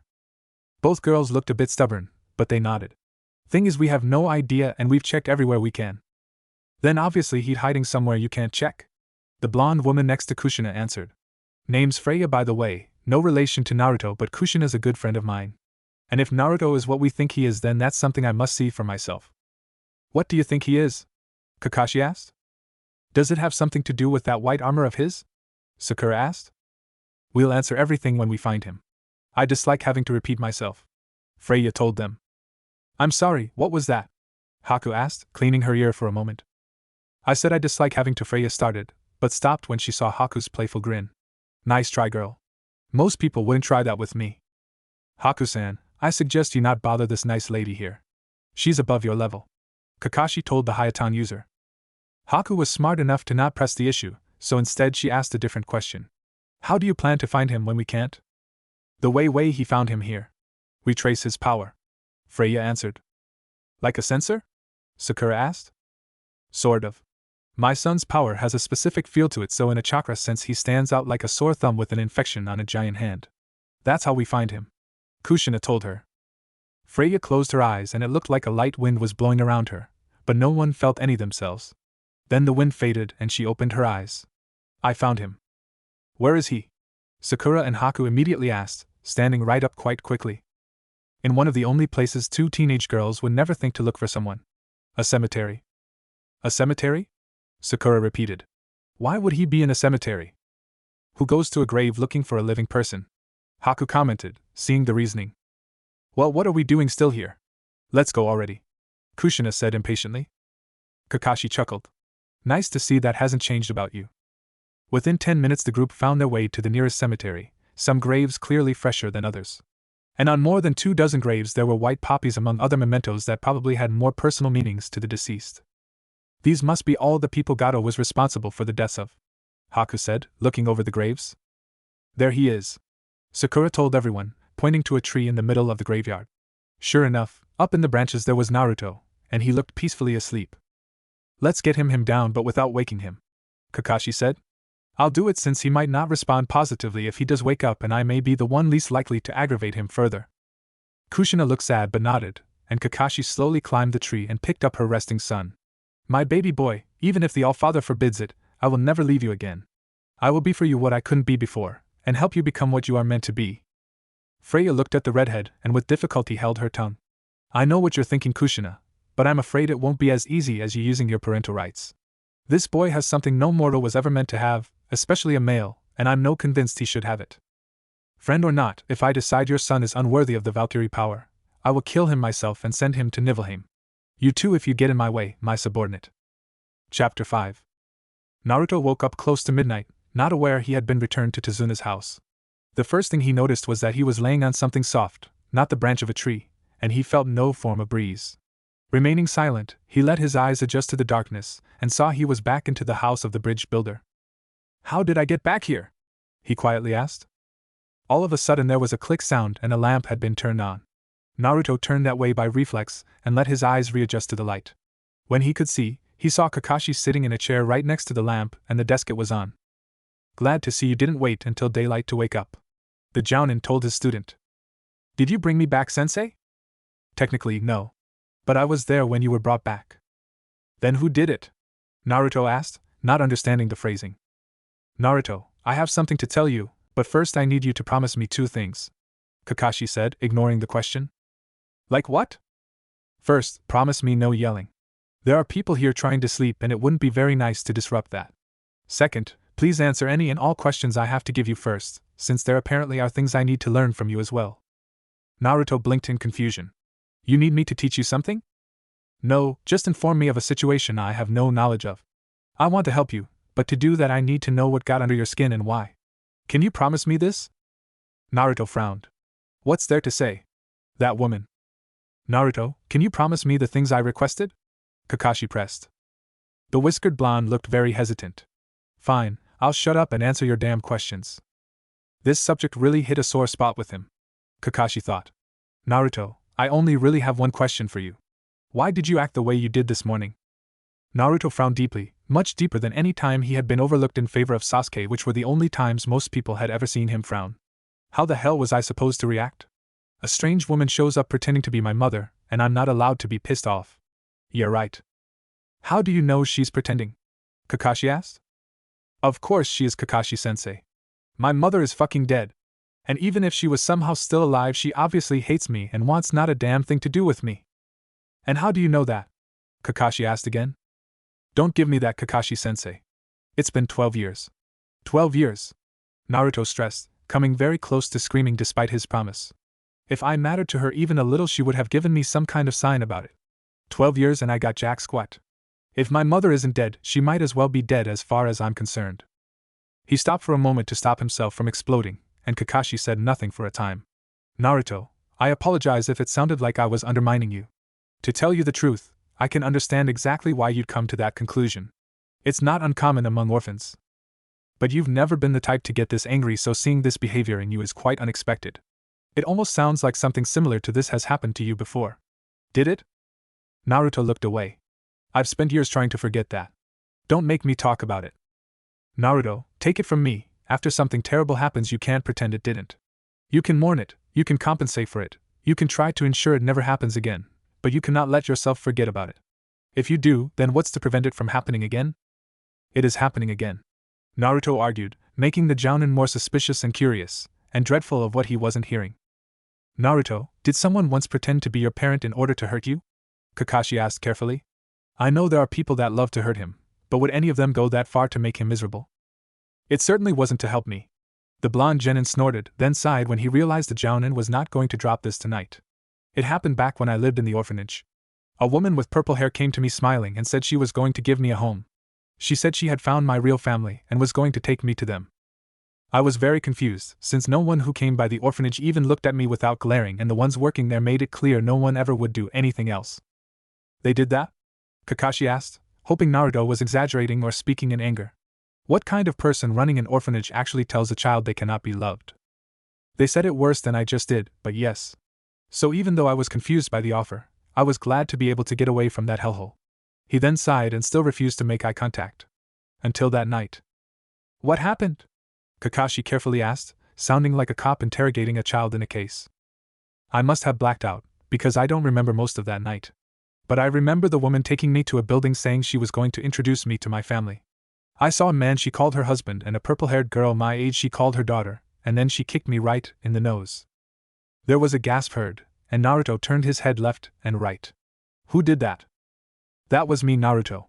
You just couldn't see it because of my mask, that and the fact you weren't looking at me. Now do you know why she would do that? Naruto shrugged. Probably for the same reason everyone else who's tried to kill me does it. Damn furball. Did she or the others say anything? Kakashi continued. I'm not sure. I was hit pretty hard by that kick and don't remember anything for the rest of that day. But I think the girl was screaming. Do you know who any of them were? Kakashi asked. Naruto nodded. Yeah, but I was asked not to tell anyone. The girl, she doesn't like remembering that day either. Do you still see her? Naruto nodded. On occasion, but we never talk about that day. The fewer people who know about it the better, just like the QB, right, sensei? Kakashi stiffened as if nervous. Naruto, you shouldn't talk about such things even if you're sure no one else is listening. Why not, Kakashi-sensei? You're the only one here. Naruto asked. Even if I am, you should make it a habit, Naruto, for future times. Ninja can have ears anywhere, so it's best not to give them something that shouldn't be heard. Naruto sighed. Like anyone cares what I say anyway. You don't really believe that, do you, Naruto? Kakashi asked, hoping his student was still venting. Naruto frowned. Give me one good reason why I shouldn't. Well, I think Sakura's warming up to you now. Naruto scoffed. Until Sasuke gets back on his feet. Then I'll just be an afterthought again. I'm glad she's being nice now, but I know it's just temporary. She left her best friend to devote her attention to Sasuke, her best friend. So why wouldn't she do the exact same thing to me? What about Haku? If she goes to Konoha with us, she won't want anything to do with me. Sooner or later she'll talk to someone who will tell her everything they say when they think I'm not listening, and more people will tell her the same. Why would she believe me over the entire population? Would you? Kakashi did not know how to answer that, so instead he continued his questioning. What about the Hokage? Surely you don't think he doesn't care about you? Sometimes I wonder. Naruto quietly answered. You can't be serious, Naruto. The Jounin told him. Why not? Think about it, sensei. Before I was even a day old, he let the entire village know the Kyuubi was sealed inside me by the Yondaime. 12 years later, and over half the population is still convinced I'm a monster. 12 years. What has he been doing to show them they're wrong and I'm not that damn fox, just the cage? Tell me, Kakashi-sensei, why did he let everyone know about me and the Kyuubi? And what exactly has he been doing over the past 12 years to prove them wrong about me? Kakashi sat rigid in his seat, as if nervous about something, then sighed and relaxed. Naruto, I'm not the one you should be asking that. Now, given the fact that you've had a stressful couple of days here, I'm not going to reprimand you for the things you're saying, which some people might take as slander against your team and Hokage. Only because I'm the one saying it. Naruto muttered. Well, what did I tell you about being careful about what you say even if no one's listening? Kakashi asked. Anyway, I'm going to consider this talk as some much-needed venting of frustration and hope that by tomorrow you'll be back to normal. I recommend you either get some sleep or go outside and do some training if you're feeling a bit restless. Naruto nodded and stood up. But before you go, I have one thing to tell you. That woman that came by today claiming to be your mother.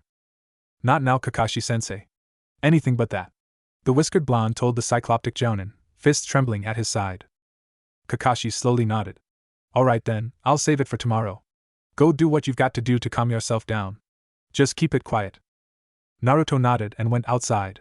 Once he was out, he just ran off out of sight. Kakashi sighed and turned on the lights in the room, revealing Sakura, Haku, and Kushina in the former darkness. That could have gone better. Kakashi-sensei, what did he mean by that stuff with the Kyuubi? Sakura asked, already having a good idea what he meant from what she heard, but she was hoping, no praying, that she was wrong. Sakura, what I'm about to tell you is absolute confidential. No one is allowed to say a word about it ever except for Naruto, or the Hokage, under penalty of death. Haku-san, while I may not have jurisdiction over you, if I suspect you use this knowledge against Naruto, I'll kill you myself. The two girls nodded, too curious to object. The Kyuubi attacked Konoha 12 years ago, and the Yondaime vanquished it. That part of the story is true. However, it's not the complete story. The Kyuubi was the most powerful demon known to man. Does it make sense that one man alone could defeat it? Sakura was momentarily silent. I never thought about that before. But you said he did do it. He did, but you were never told how. Using a very powerful Fuinjutsu, he stripped the Kyuubi of its chakra and spirit to render it powerless, but all that had to go somewhere. The only place he could put it was in a seal he placed on Naruto's stomach. Naruto became the prison of the Kyuubi in the process, but to this day 4 out of 5 people that know this fact think of Naruto as the fox itself in human form or under the fox's control. They are wrong, but they will refuse to see it any other way until Naruto somehow proves them wrong. Sakura was stunned. Naruto had that done to him before he was even a day old. Was there really no better way? I've spent every day since then wishing there was, but our options were limited. Kushina said sadly, gaining their attention. I was there that day. I can tell you all that happened if you promise not to tell others. The girls nodded, and Kushina proceeded to tell them all the events of Naruto's birth. She held nothing back. The masked man, her own Jinchuriki status, the actions of Minato and herself, her final words to her son, everything. Wait, does that mean Naruto's father is the Yondaime? Sakura asked. Kushina nodded. Yes, he is. Next time you see my husband, you should try to see the resemblance. But why would you do such a thing to your own son? Sakura asked. Kushina frowned. It wasn't like I wanted to. We planned to reseal Kyuubi inside myself, but the battle took a turn for the worst, and neither of us were going to survive. At that point, the only thing we could do was seal him inside Naruto, since only an Uzumaki could successfully handle the burden and use of Kyuubi's chakra. Anyone else would have suffered irreparable damage to their chakra systems at best. Hate me if you must, but we were out of options. Wait, you said neither of you were going to survive? So how did you? Haku asked, noticing a hole in her story. Kushina stopped frowning and now looked forlorn. I didn't. But you had to, otherwise you wouldn't be here right now. Haku countered. Kushina shook her head. I didn't. I died. Then you were somehow resuscitated? No. Then what are you? Some kind of ghost? Haku asked, not understanding her. You could say that. Haku and Sakura had wide eyes, and on impulse Haku grabbed Kushina's outfit, feeling solid material. You're no ghost. You're solid. I'm not a true ghost, but I'm not alive. I'm a Valkyrie, a dead warrior spirit that serves the gods for when they need to go to war. I've never heard of such things. Haku stated. You'll find the truth about the world and the afterlife is barely what you've been led to believe it is. Wait, you're dead, right? Sakura asked, and Kushina nodded. But apparently you can come back here, so why wait until right now to do so? Couldn't you have done it sooner when Naruto was younger and needed it more? Don't you think I would have done that if I could? Kushina asked, lightly frowning again. The dead are not meant to come and go as they please. The only reason I'm here now is because my son did something very unexpected and the All-Father wanted me and Freya to come here and inspect it. Then what? You'll get your answers then go away? Do you care about your son at all? Kushina right away grabbed Sakura's collar and lifted her up. Don't you dare tell me I don't care about my son. I sacrificed my life so he could live, and apparently the rest of the village have taken that sacrifice for granted. And from what I heard, so have you. I'm not going to let a little girl who only likes my son when no one else is around talk to me like she has a moral high ground. Before Naruto woke up, Kakashi managed to inform Kushina of what happened to Naruto after her death. Even though it was an abridged yet honest version, it infuriated Kushina to know that the village her husband led and died for had so little respect for him that most of them barely gave his dying wish consideration. Kushina threatened to unleash Ragnarok on Konoha, and even though Kakashi didn't know what that meant, he didn't like the implication. Right now it appeared that the single biggest thing keeping Kushina from causing bloodshed was the fact Naruto was here and Konoha wasn't, but once that changed even the former Umbu couldn't guarantee what she might do. Kushina wasn't called Red Hot for nothing. Seeing the Pinkette was scared, the Uzumaki matriarch let her go. All I want to do is help my son and be what I wasn't allowed to be, there for him. I need to be his mother and his teacher, but I need to get him to listen to me first. If any of you care about him at all, you'll help me do that. Any ideas? Kakashi asked. We have to address that carefully. Naruto's a fragile person when he's angry. What do you mean, Kakashi-sensei? Sakura asked. Sakura, you've only seen Naruto's mask. You've never seen Naruto when he was at one of his low points. You see him act happy and carefree and you assume he's just being immature or stupid. The fact is he has to act that way because it's the only way to keep him from thinking about his misfortune. If he dwells on the fact that he has no parents, no friends, none of the things that make you smile, he'd try to kill himself. In fact, I've seen him try. What? The three women asked him. Kakashi nodded. I once caught him drinking a bottle of bleach, and not by accident. I got to him and managed to induce vomiting and still struggled to pump his stomach. He was passed out, and I ended up taking him to the hospital. From what I heard, his first words upon regaining consciousness were, "Why won't I die?" Sakura, Haku, and Kushina gasped, and all three shed a tear for him, Kushina crying the most. Naruto's not like Sasuke Sakura. He doesn't sulk in his pain, he ignores it because when he does sulk that is what he does. He looks for a way to just end it. Or at least he did. He's tried other ways to kill himself but none worked. The only way he hasn't tried is letting people in Konoha kill him themselves, and that's because he won't give them that satisfaction. Nothing he's done has worked, like the Kyuubi won't let him die. So Naruto is basically forced to live through a nightmare. He smiles and acts like nothing's wrong because it's the only way to make his life tolerable. Can you imagine living a life where every day people tell you they wish you were dead? And so few people tell you they're happy to see you? Odds are even you'd consider killing yourself too. I know that feeling. Haku mentioned. Sakura looked between Haku and Kakashi and even glanced at Kushina for a moment, during which she didn't say a word. Then suddenly, she ran out of the room and into the nearest bathroom. What's wrong with her? Haku asked. Kakashi could hear the sound of retching. I think she understands the gravity of the situation. Naruto was back in the clearing where he first met Haku, there only because it was the only place he could think to go right now. At the moment he was fighting with his clones in what couldn't at all be considered a spar. A more accurate description was just beating the crap out of someone. Naruto was just so angry and emotional he had to get it out of his system. He was good at suppressing his negative emotions, but this was one of those times where he just couldn't anymore and had to vent. With nothing else to vent on, He created a bunch of clones and they all proceeded to just hit each other senseless.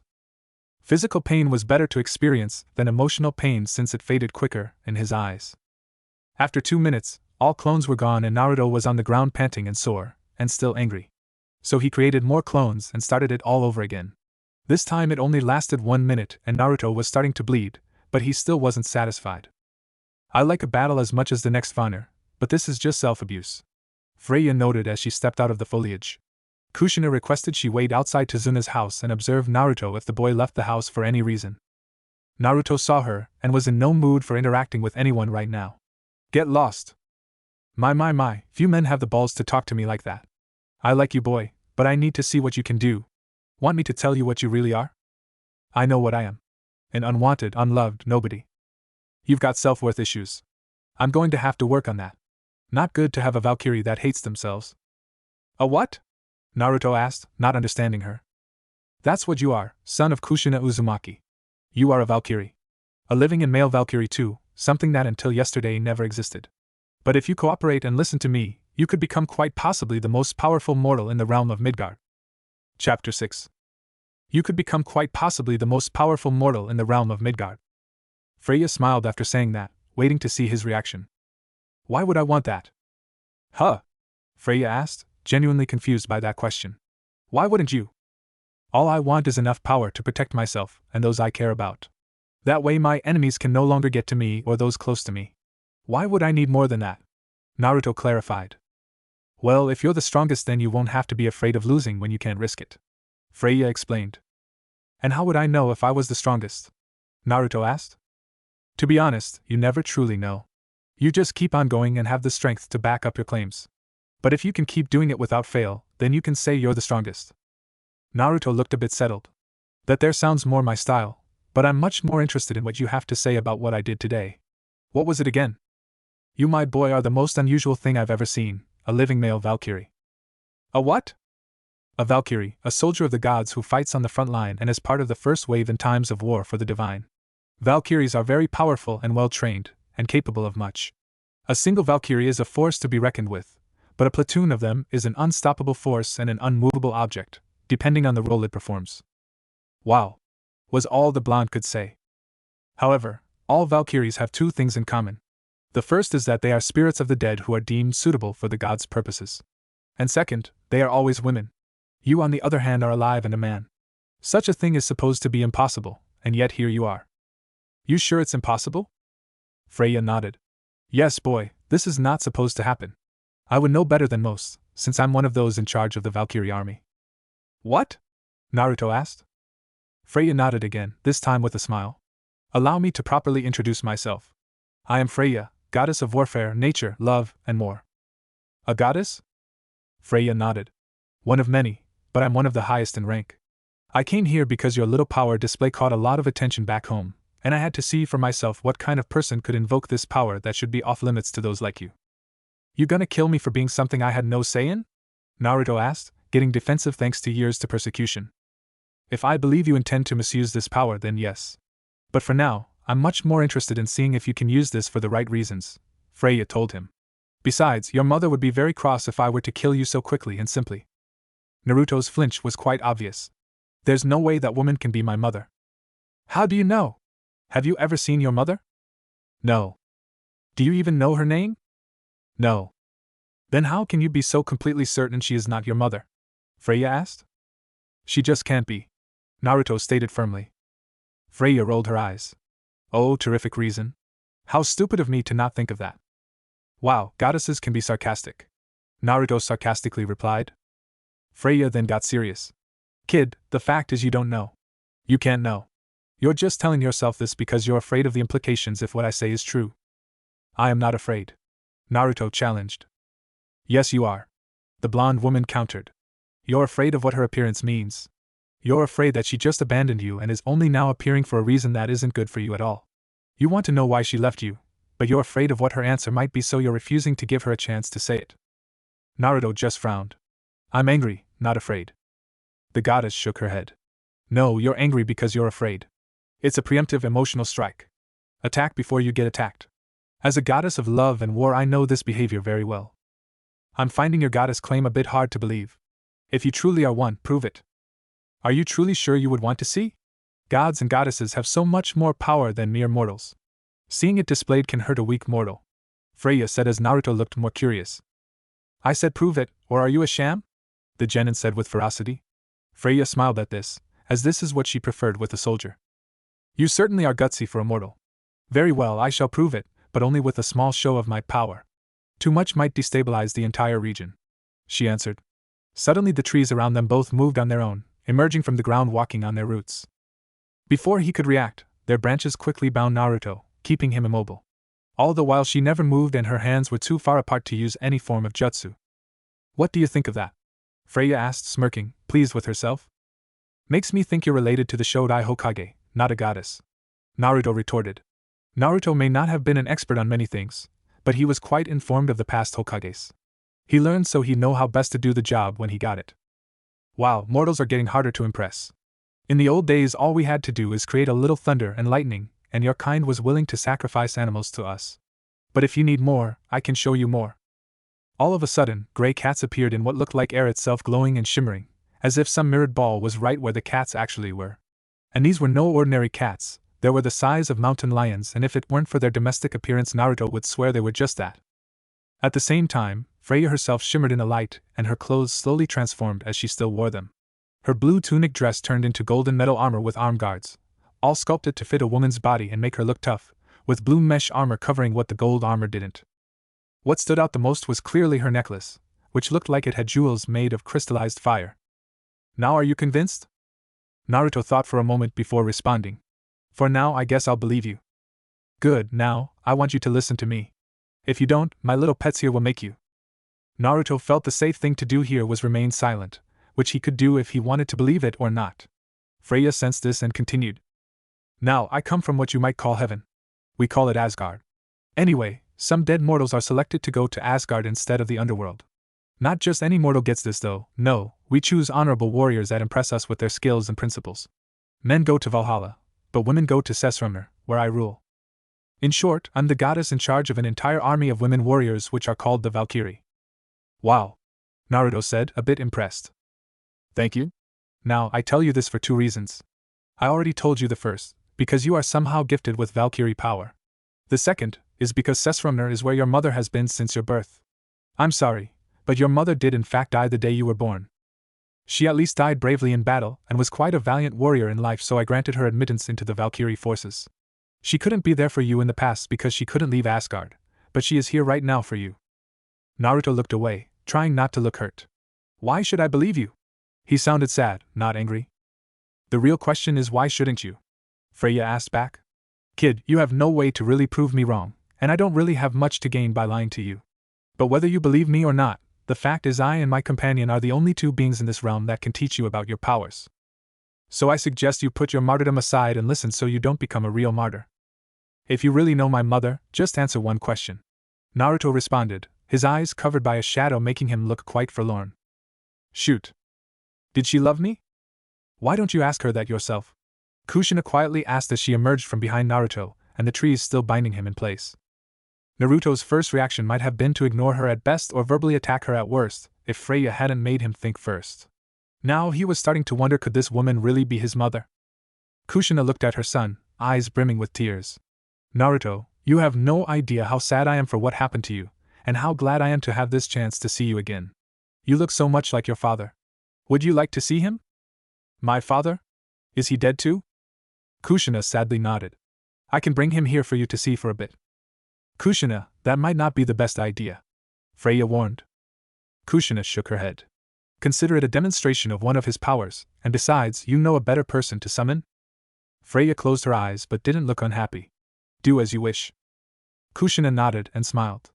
Come to me, my Einherjar. Minato rise to battle. Her hands glowed white, then she clapped them together without separating them. A sudden small gust of wind was felt, and to Kushina's right the image of a man shimmered into existence like something invisible slowly being focused into visibility. When it could be seen, Naruto saw a tall man with spiky blonde hair wearing a red shirt, black pants, and a yellow jacket that looked like it was a cloak as well. It was a man Naruto recognized right away, even if he had never actually met the man in person, as far as he knew. And no way. No freaking way.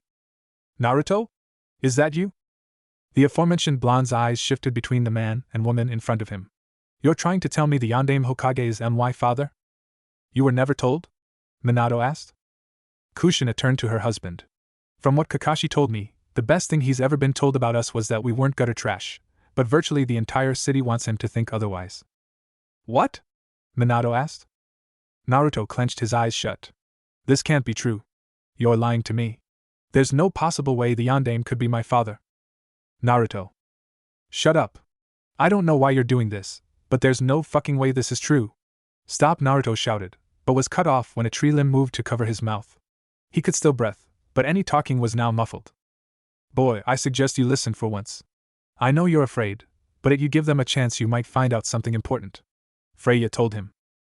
Kushina and Minato looked hurt for their son but didn't free him from this entrapment. Son, I know people have said some nasty things about you and your origins. I can promise you that they are dead wrong. We are your parents, and we love you. We've never stopped, even in death. Kushina told him. All those people that told you we hated you or were human garbage, how many of them bothered to tell you anything good? How many of them were the kind who hated you and wanted you to hate yourself? Why would you believe them on this? She added. Probably because it was the only thing he was told. Freya commented. Anyone would believe a lie if they were never told anything else. Naruto, we are telling you the truth. You are our son, Minato stated. I have no idea why my sensei hasn't told you, and I'm infuriated the village is disrespecting you like they have, but they are wrong. Naruto, let me tell you exactly why we haven't been around for you. Kushina started. You see, you're actually not the first person to contain the Kyuubi. His eyes widened but she didn't stop. The first was Mito Uzumaki, the wife of the Shodai Hokage, who came from my birthplace Yuzushiogakure, a hidden village that was destroyed by invasion when I was still a young girl. I was brought to Konoha and enrolled in the academy, but first I was selected by Mito-sama to be her successor. So I became the second Jinchuriki of the Kyuubi. She paused to see her son's reaction. She saw he was shocked and focused just on her, so she continued. I grew up in Konoha keeping that secret, and over time your father and I fell in love and got married. Though it wasn't a well-known fact since Minato had many enemies, and we didn't want to announce it during a time he was highly likely to be given threats or sent assassins. It would have been manageable for us since we were both capable of defending ourselves from such threats, but I was pregnant with you so that made us worry. A pregnant kunoichi is just as vulnerable as any other pregnant woman's son, and you were even more vulnerable. Minato noted. If she got in any major fights at that time, you might have died from a miscarriage, direct attack, or overexposure to Kyuubi's chakra if she was pushed too far. If people knew I was the father of her unborn child, you might not have been born.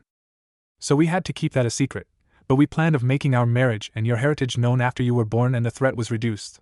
Kushina told her son. Unfortunately, we didn't live to do so. You see, a Jinchuriki's seal is weakest at birth, so there already was a high risk of Kyuubi escaping me when you were born. We might have been able to keep it under control, except one person decided to make things worse. Minato frowned. A masked man claiming to be Madara Uchiha found us and attacked. His interference with the defenses we set up allowed Kyuubi to escape, but you and your mother were unharmed. He then managed to briefly take control of Kyuubi and set it on the village. As Hokage I had to defend the village so I led our ninja against the fox, hoping to reseal it inside Kushina. The masked man managed to take you from her and intended to use you as leverage over us. Exactly what we feared during my pregnancy. Kushina added regretfully, blaming herself for her enemy in getting near her son at the time. We had to fight him off, save you, and subdue the Kyuubi all at the same time. It was almost impossible, but somehow we managed to pull it off. The only problem was Kushina was too wounded to handle the resealing, so we were forced to seal Kyuubi inside you instead. For some reason, only those of Uzumaki blood can safely handle the containment of Kyuubi's chakra. Maybe it's part of their Kekkei Genkai. For all I know, maybe all Jinchuriki are somehow connected to the Uzumaki, but I wouldn't guarantee that. Minato continued. Anyway, Kyuubi saw what he planned and tried to kill you. Kushina interjected. We reacted at the same time. We both took the hit for you, a lethal hit, but we were shielding you and holding Kyuubi in place just long enough to reseal him. We knew we wouldn't survive and we were sad to die, but we were placated by the fact you would live and hopefully be happy and seen as a hero. We left specific instructions regarding your care and education, but from what Kakashi tells me, someone decided to do things their own way instead. So that's it, Naruto. Minato told him. We died, but we did everything we could to ensure you were born safely and got to live.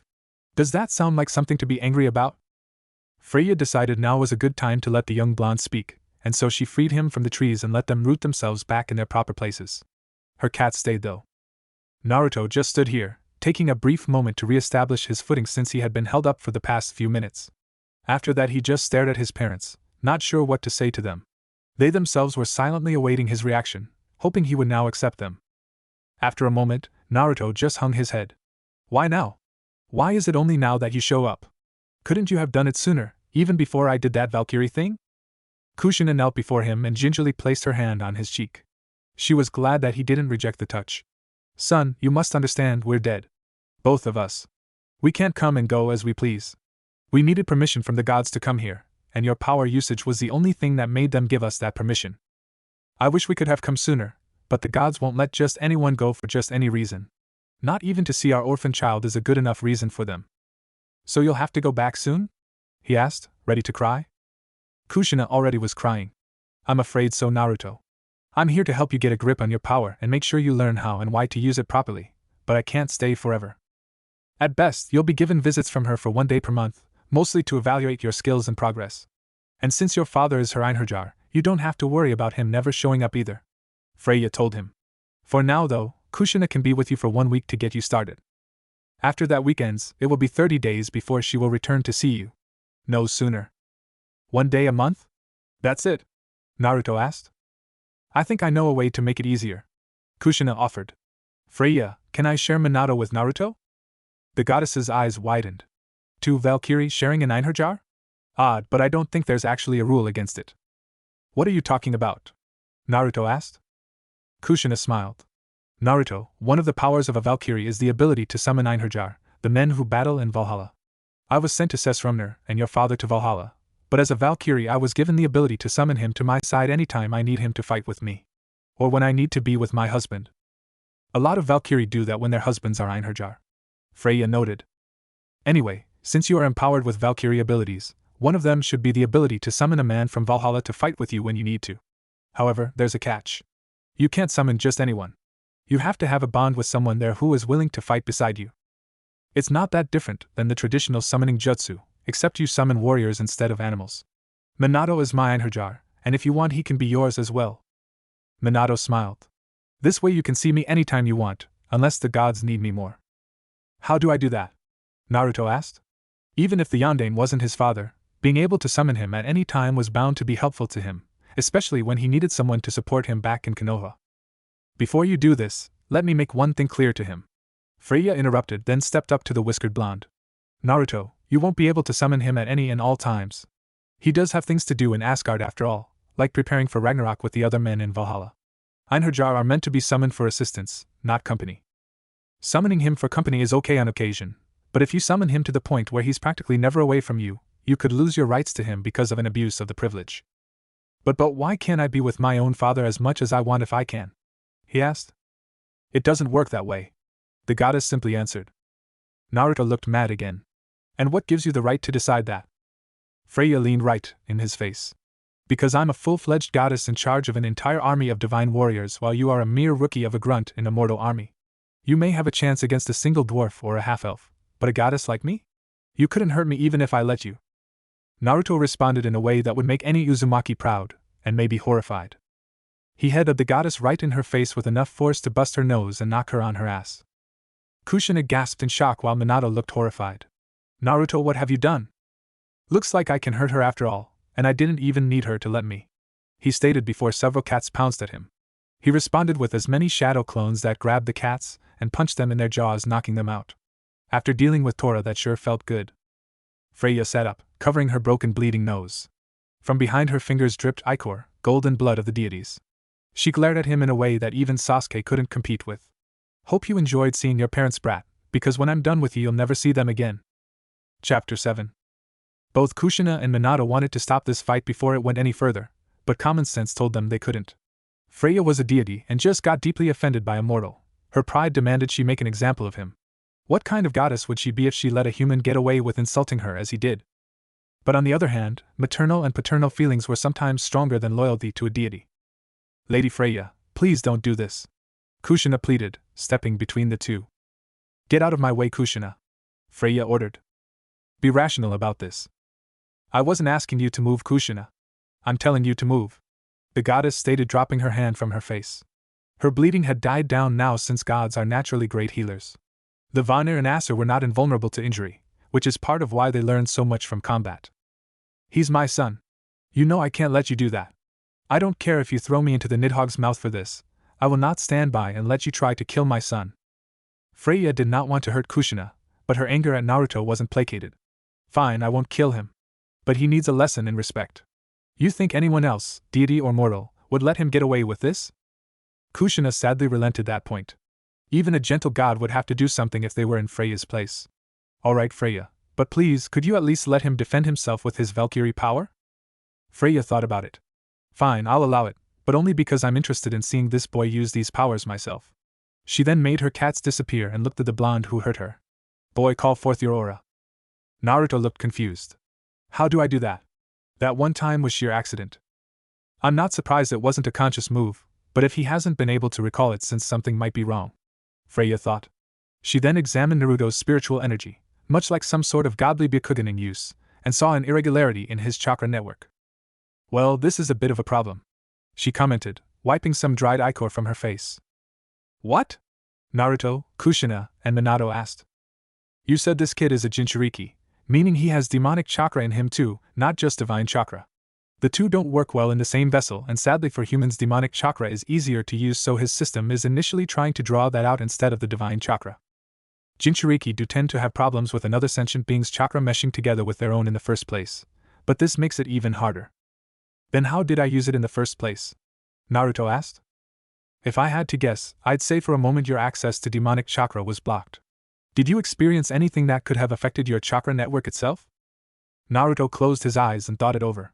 The last thing to happen to me before that strange experience was Haku hitting me with a lot of needles. Her attack just might have hit your chakra network in a way to briefly boost your divine chakra long enough for one use, and now that you're healed you can't recall it as easily. Freya mused. What a huge feat. Had her aim been even slightly off for just one needle, this might never have happened. So you're saying I can never do that again? Naruto asked. Freya shook her head. No, but you need an adjustment so you don't have to keep getting hurt to use it. Kushina, you and your husband need to alter this seal. The Kyuubi's energy is interfering with his other powers, and for the Allfather's sake give him a weapon. It's not much of a punishment if he doesn't have something to help him learn from it. Yes, my lady. Kushina and Minato bowed. Naruto, please show us the seal. He grabbed the bottom of his shirt but didn't lift it. You guys really want to help me? They nodded. We're your parents. Why wouldn't we want to? He came close to tearing up. You truly swear you mean that? Minato knelt down. Son, if you're finding this hard to believe, summon me next time you see the Hokage. He should tell you the truth, especially with me right there. Kushina nodded. Also, summon him next time someone tries to talk trash about us. We'll see how brave Konoha is when he's not on their side. Naruto wasn't sure what to say, but one thought flashed to him. If they're lying, it would be easy to prove them wrong back home. Why lie when they can easily be proven wrong? That must mean they are my parents. He teared up officially this time. Mom, Dad, without warning he jumped forward. Kushina caught him and embraced him in a tight warm hug, and Minato wrapped his arms around them both. Freya herself smiled at this. This is so heartwarming it could melt a frost giant. Damn, now punishing this kid just won't feel right anymore. I can't punish a kid right after he gets his family back, even if he busted my nose. Oh well, I guess I'll just have to go another route. As instructed, Naruto lifted his shirt to reveal the seal on his stomach, which could only be seen in times of chakra use. How do we change it without compromising the original purpose? Kushina asked. We don't. Minato told her. We just include a second function. Like how I incorporated the Horatian seal into your own. That could work. But how to design it? What if we replicate the part where it allows him to draw out Kyuubi's chakra and use it for himself? We just adjust it for lighter chakra. Kushina nodded. I can see that working. I'll get some supplies. Instead of standing, she held her hands apart, and a white light appeared between them. The light lasted only a moment, and when it ended, Kushina now had an ink brush and container in her hands, which she handed to her husband. Here you go. Well, what did you just do there? Naruto asked. I know ninja can seal objects away, but she didn't even touch a seal for that. It's like she made it appear out of thin air. That's one of the powers of a Valkyrie. Materialization. It's a lot like an alchemic transmutation, but instead of creating something from materials at hand, I summon them through a space-time vortex to me from another location. Huh. Kushina rethought how to explain it. I used a jutsu to make the ink and brush appear here from another location. Like a teleportation jutsu. Oh. Ready? Minato got to work. To the untrained eye, It looked mostly like he was just painting something on his son's skin. But to those that knew about Fuinjutsu, he was doing something with a purpose. Once he located the part of the seal that enabled Naruto to use dark chakra that he himself didn't generate but had inside himself, Minato went to the opposing side of the seal and created a near-identical part, this one enabling the blonde boy to use light chakra inside him but not generated by himself. It's impossible for a mortal body to create divine chakra, so the seal should recognize it as a source much like Kyuubi's just on the opposite end of the chakra spectrum. I just wonder how divine chakra of this nature got into him in the first place, and where it's coming from now. That should do it, Minato said, kneeling back up when he finished. There we go, now Naruto tried to feel for your power. It should be fine now, and it's similar to using chakra, Kushina said as Naruto felt for whatever divine presence, and he found it. It washed through him like a holy wave, giving him a white streak in his blonde hair, and his wings came out once more, but unlike the last time, white ethereal plumes fell down once more. Kushina smiled seeing her son finally being a Valkyrie. No armor or sword formed, but he felt so light and powerful. Naruto, I know you're mad at Freya, but please understand that you are much more fortunate than some others are now. Also, Freya asked me to arm you, and it seems right to give you this sword. Kushina held her hands apart, and she started to materialize again. This time she called forth a sword unlike any Naruto had ever seen. Most swords Naruto saw in his lifetime had been katana, nodachi, and zanbato. The length of this sword was roughly a meter, maybe a couple centimeters longer, and the blade was double-edged and bright silver-colored. The guard was pronged pointing outward with a light curve forward, the handle and guard both looking like they were made of polished gold with a white fabric wrapped around the handle to help with grip. Wow! Naruto responded simply. Kushina smiled and held it out to her son. Naruto, so you won't have to rely on chakra arms and armor all the time, I give you this sword for when you need a true weapon. If you get better, someday you will be granted a genuine suit of armor too. But for now, this will have to do. Naruto took it, feeling its weight in his hands. Is it called something like Zabuza's sword was? Kushina nodded. It does have a name. This sword is called Beer, which in the language of the gods means storm. And rest assured, this is no ordinary sword, but for now you don't need to know what all it can do. When can I learn? Naruto asked. When you're no longer a rookie Valkyrie. For now, try to learn how to use it like it's an ordinary sword. She and Minato then stepped aside, leaving Naruto facing Freya again. Boy, even though I no longer feel right punishing you as I originally intended to, and I'm admittingly curious about what you can do with this power, I'm still not letting you off the hook. Instead, I'll give you a harsh lesson in combat to keep you from busting my pretty face again. Think you can handle that? Naruto tightened his grip and pointed the sword outward, finding he needed both hands to best support it. I can handle anything. Without another word, Freya darted forward, moving so fast that Naruto didn't even see her until she slowed down right next to him, almost as if she had slowed down on purpose for dramatic effect. Before he could react or reflect on this, she hit the back of his head with the butt of a sword he hadn't even seen her summon, making him fall on his face. That makes me feel a little better, she joked. Naruto was quick to get back on his feet, but she was quicker to ambush him again. He blocked her sword with his, creating a cluster of sparks, and the two stared each other down. To be a Valkyrie Naruto, you must master many talents. You cannot specialize like a ninja would. She withdrew her sword and swung from a different angle, but Naruto blocked it again. Valkyries are the first wave in wars, the frontline infantry. Another swing and another block. Swordsmanship, archery, summoning, restraining, defending, speed, these are all things a Valkyrie must be good at. Freya then swung her foot, knocking Naruto off his own feet and falling on his back. Once he was there, she held the point of her own sword at his neck. Valkyrie training in warfare is excruciating. There's a reason only the dead learn it, and even then it's still reserved for those that showed talent in life. For you to succeed, you have to learn what no mortal ever has before and never fail once, or it could mean your life and quite possibly your afterlife as well. I can handle it. I'm not dying until after I become Hokage. Naruto argued, then raised his wing quickly to knock her sword off center just long enough for him to roll away and get back on his feet. Rolling with bird wings didn't feel comfortable, but he withstood the discomfort quite well. Wow, didn't think he'd try that. Guess he's got some of Kushina's creativity. Freya thought, a bit impressed though she didn't show it. Bit of advice, kid, death doesn't care about your plans or schedule. I understand your intentions behind your words and admire your resolve, but I'm just warning you not to take them too literally.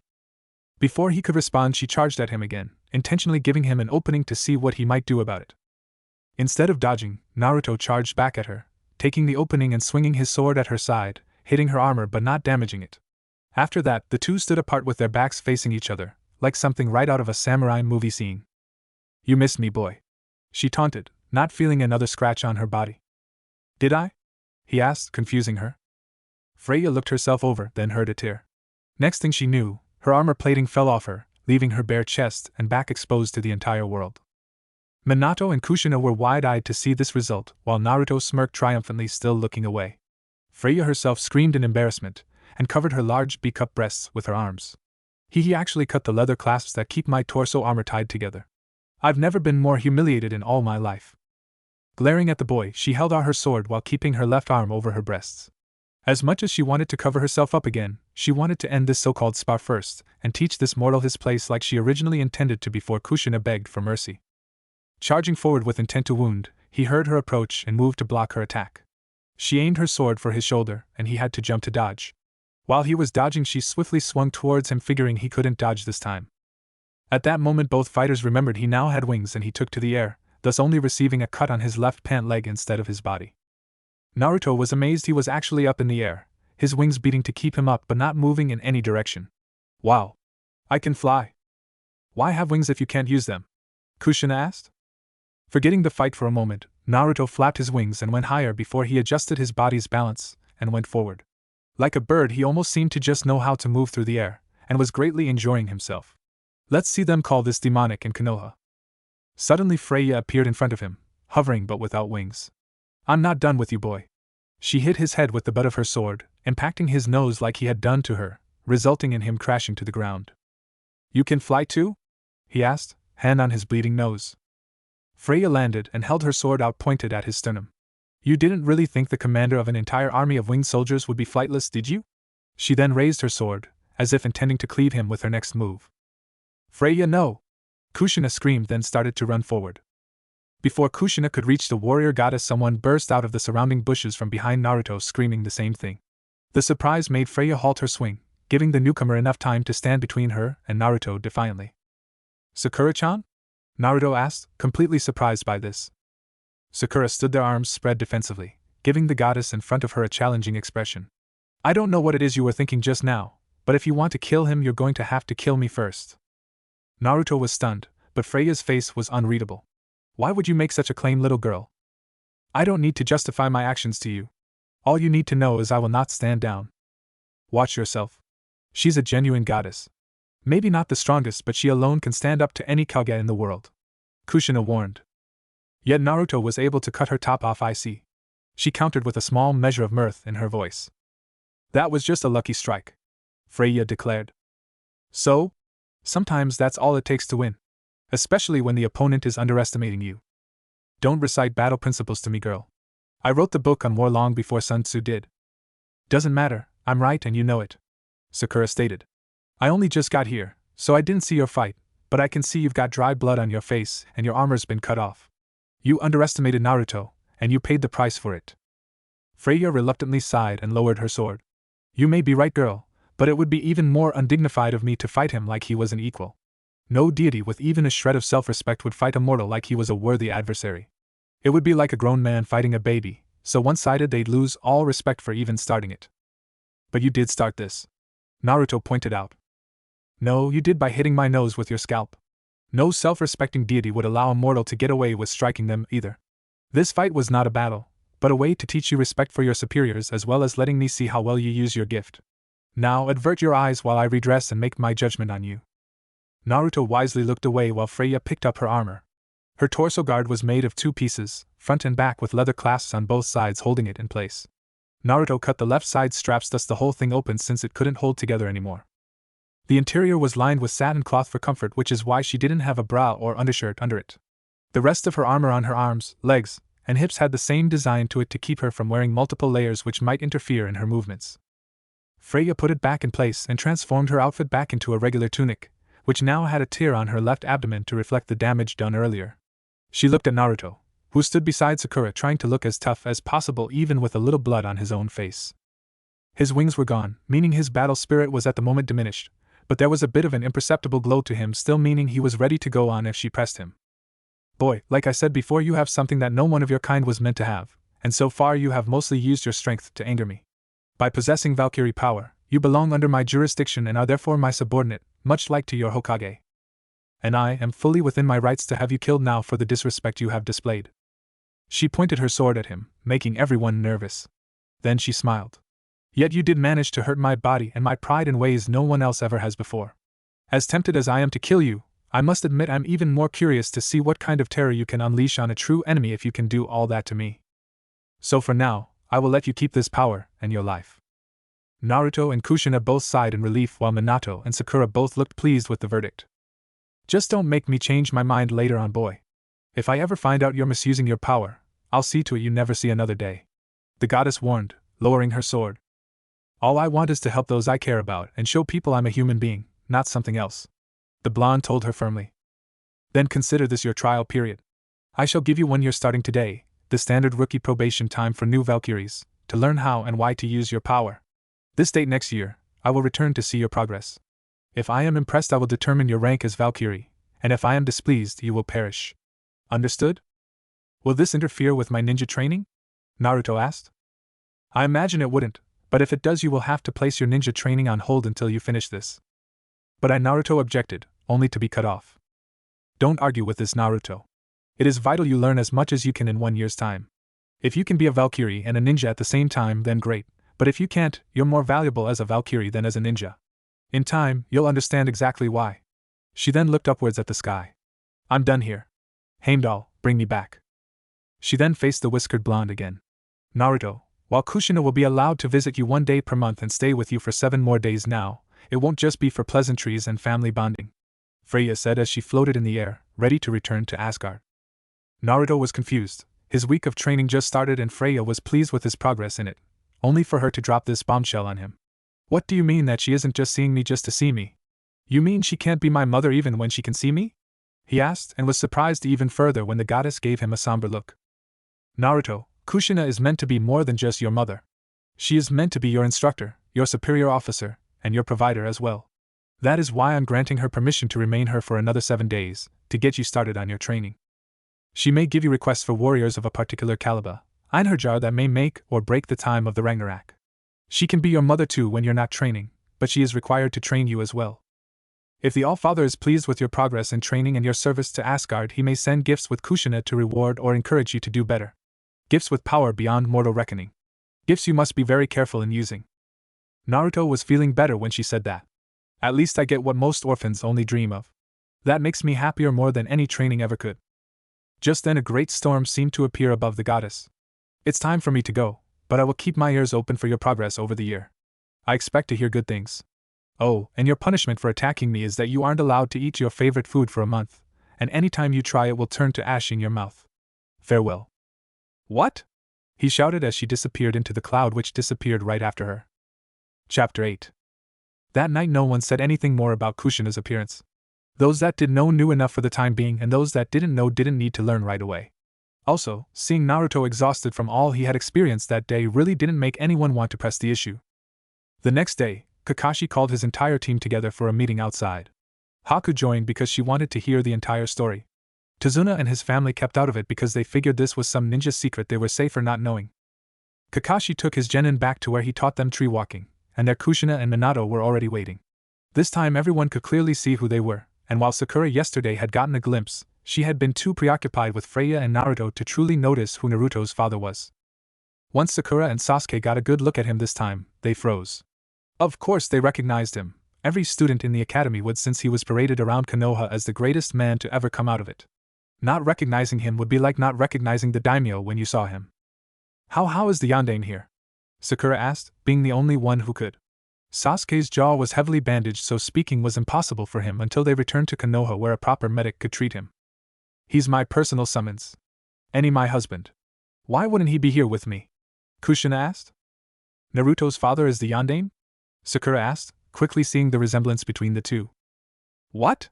This cannot be. Sasuke thought, livid and skeptical.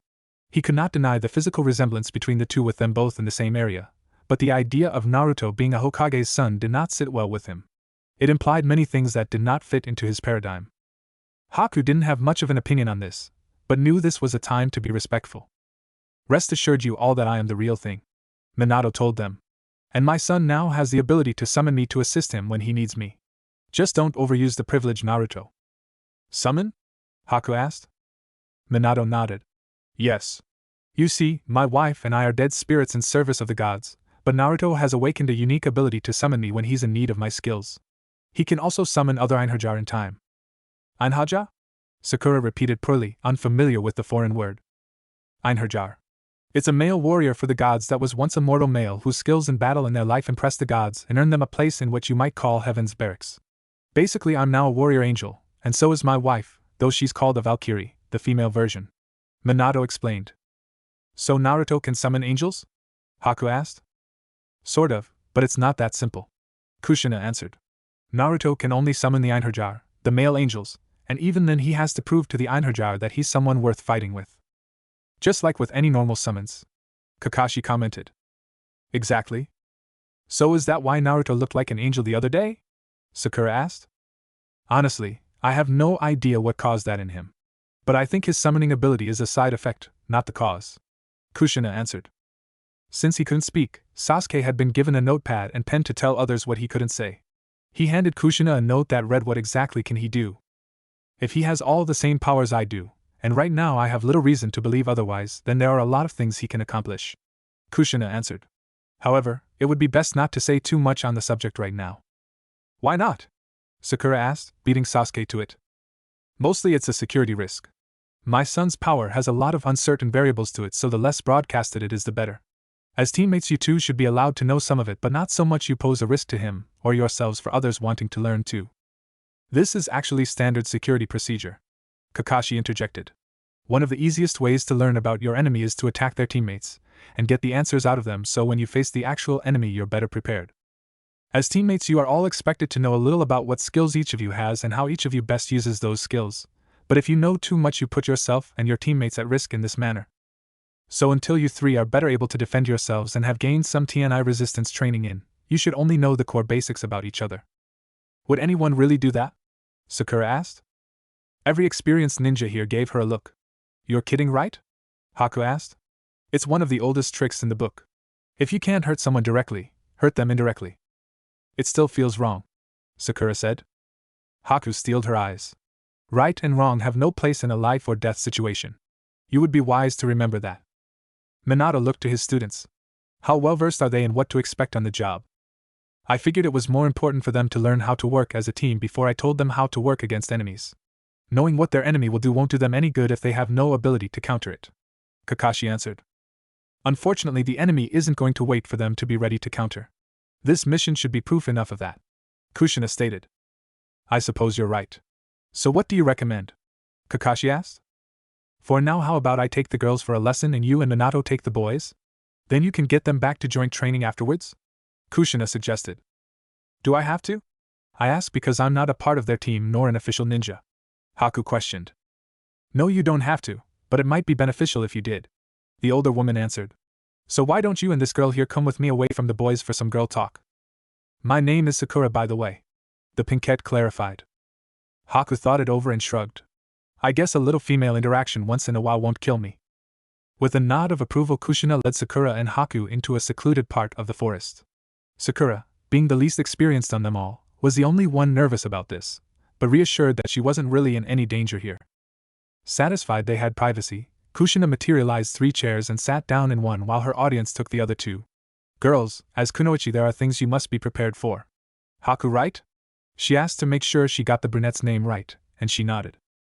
Haku here should already know what to expect, but just to be sure I would like the opportunity to clarify. And you, Sakura, are still new to this business, so it's understandable you don't know every risk, but I'm getting the feeling that you don't know as much as you should. Why do you think that? Sakura asked. It's the look in your eyes. You look so unprepared. With all due respect, this is my first real mission, Sakura justified. True, but with all due respect, I've seen the eyes of others going on their first mission before several times. There's always a certain level of preparedness in their eyes and the way they carry themselves. It's a small amount due to inexperience and uncertainty, that's understandable. But right now, you look nothing like you did when you stood up to Freya last night. What do you mean? Sakura asked. Yesterday, when you stood up to her, you have a determination to you. You knew you had no chance of using force against her, but you held yourself like any veteran would. But now, you carry yourself like a child who has no idea what to expect or what to do when something does happen. I'm not trying to judge you, but body language often tells others more than you wish it did. Haku nodded. True. Just by what I've seen of her I can tell she's not the muscle of her team nor a trained tracker. From just that alone, if I wished to kill her I could get her in taijutsu, and she'd never see me coming. Kushina nodded, then looked back to Sakura. Sakura, I'd like to know what exactly you were taught about being a kunoichi. Judging by appearance alone, I'd say it's safe to conclude you come from no clan. Am I wrong? Sakura shook her head. No, my family, the Harunos, has been civilian for years. I don't think anyone in my family has ever been a ninja. So it's likely you weren't prepared for this from an early age like most clan children are. Then everything you have learned came from the academy or ninja belonging to your social network. Do you or your family have any friends that are ninja? Sakura slowly nodded. Yeah, one, but I never really asked her about ninja stuff. Why not? Because it's complicated, but my friend and I are on strained terms. We can barely talk to each other without lashing out. Kushina lightly frowned. Then why would you consider this person a friend if you can't even have a decent conversation with them? Well, she's the only friend I have besides Naruto. Sakura answered feebly. Haku did not look convinced. Sakura, no offense, but after what you told me, I don't think you have the right to call Naruto a friend. Sakura looked shamefully at the ground until Kushina cleared her throat. Enough, we're not here to discuss this. What I want is to know what Sakura here thought she was getting into when she accepted her hataiate. The pinkette looked up at the redhead, wondering if the older woman was expecting a specific answer here. I knew I'd be going out on missions, learning new skills, and be expected to defend Konoha in hard times. A bit oversimplified for an answer. Can you repeat that but in more depth? Kushina asked. Why? What more is that to say? So much more. Kushina stated, then turned to Haku. Haku, care to explain to her just what being a kunoichi entails? I can, but I must warn you my explanation isn't exactly orthodox. Kushina looked amused. We're ninja. We don't do orthodox. Very true. The ice wielder said before looking back to the pinkette. Sakura, have you ever thought about what kind of missions you'd be sent on? What skills you'd have to learn? Why you'd have to learn them? Or how you're expected to defend your home or serve it? What are you getting at? Are you saying I'm some kind of little kid pretending to be something I don't understand? Sakura asked, getting offended. You're the youngest one here. It's our responsibility to ensure you know what you're getting into. You can help us do that by telling us what you already know. But from your answer, we're worried that you never really gave this much thought. I have so. Sakura defended. Then tell me, Sakura, why did you choose to become a ninja? Haku asked. Surely you were warned that this wasn't going to be all fun and games and there was a good chance you'd die young, so what made you decide it was still worth it? Because then I'd get to make friends and not be expected to do my mom's line of work when I'm older. Both older kunoichi arched an eyebrow and looked skeptical. Let me get this straight, you joined the ranks merely to get a social life? In the beginning. I was just a kid. What other reason would a kid who doesn't come from a clan have? Sakura argued. What about as you got older? Kushina asked. When you were ignorant that answer would have been excusable, but after the first year in the academy you had to know what you'd be required to do. Why did you stay then? Was it still to have someone to call a friend? Sort of. Kushina narrowed her eyes. Let me guess, it was a boy. You found a boy you liked and stayed so you could be around him, right? The Uzumaki matriarch was no stranger to fangirls. There were usually a couple in each class. What's wrong with that? I'm showing him I care about him and can be strong and supportive of him. Sakura justified. You don't need to be a ninja to do that, Kushina answered. But if I'm not, Sasuke-kun would find a girl who would and what? Maybe be happy with her. Have a family with her? Instead of you? Kushina asked. Is he not allowed to be happy without you being a part of it? Aren't I allowed to be happy too? Sakura asked. Kushina nodded. Yes, but believing he's not supposed to love anyone but you is selfish. Is it wrong to want someone you care about to return the feelings? Sakura asked. Too bad you never considered that when it came to Naruto. Haku muttered, although Sakura did still catch it. Before an argument could break out, Kushina spoke up again. Sakura, when you became a kunoichi, you didn't sign up to be a cheerleader or a girlfriend. You signed up to be a warrior, a mercenary, a soldier. You are expected to keep your mind on the job when you have a job to do and to always try to get better at performing the next one. You can't do that if your main priority is impressing someone else. Well, what about Haku? Her main goal was impressing Zabuza. The aforementioned girl shook her head. Actually, my main goal was being useful to Zabuza-sama. And to be useful, I had to have strength, speed, precision, medical expertise, tracking skills, and no doubts about what I would do for him. Impressing him was a natural consequence of doing my job well, not my job's goal. Kushina nodded. That's how you're supposed to go about it, Sakura. The best way to impress someone is to not actually try to impress them. And right now, you should be more focused on being a strong kunoichi and helpful teammate rather than eligible for a date. Sakura closed her eyes and placed her hand on her injured left shoulder. Maybe I should stop trying to get Sasuke-kun's affection so much, at least for a little while. Long enough to show these two I can be more than just a fangirl. Besides, right now I'm more concerned about becoming a better friend and teammate to Naruto, and who better to help me become both than his mother? Filled with a sense of purpose, Sakura straightened up and looked ready to take on anything.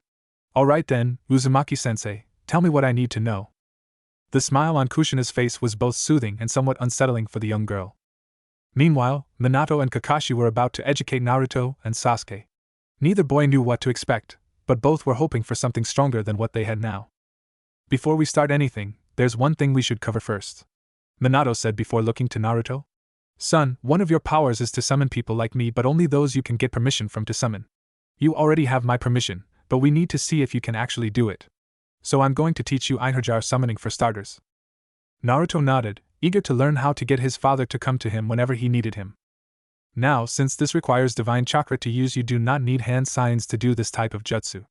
Minato explained, then glanced at the two attentive Sharingan possessors. As an FYI to you both, in case you or anyone else gets curious, since this jutsu doesn't require anything physical, it's impossible for the Sharingan to copy or analyze it. And even if it could, you need to possess divine chakra to perform it, and very, very few mortals have it. So I wouldn't waste your time or chakra trying to see how this works. Kakashi nodded, knowing his sensei was being cautious rather than distrustful. He was merely warning them for their own good, not paranoid about Naruto's skills being stolen by his own team. Besides, Kakashi was still tired from fighting Zabuza the other day, so he couldn't copy any jutsu even if he wanted to right now. Sasuke was a little less satisfied. Now that he had his Sharingan active, he really wanted to try it out by copying a jutsu. That was normal for anyone who found they could use their Kekkei Genkai for the first time, whether or not they were Uchihas. Problem was he hadn't been able to yet. Haku had nothing he could copy, Sakura had nothing he didn't already have, and Kakashi was in no shape to use any chakra. It was very unlikely the Yondaime and his wife would just show him anything, so Naruto was pretty much his only real source here. But if Naruto was using jutsu unique only to him, then Sasuke was back to square one. Facing his son, Minato continued. Making the bond between Valkyrie and Einherjar is easy. Summoning is a bit tougher, as there are rules to it. You cannot summon in anger or fear. Einherjar are meant to be your allies, not your weapons or shield. You also cannot summon with selfish intent.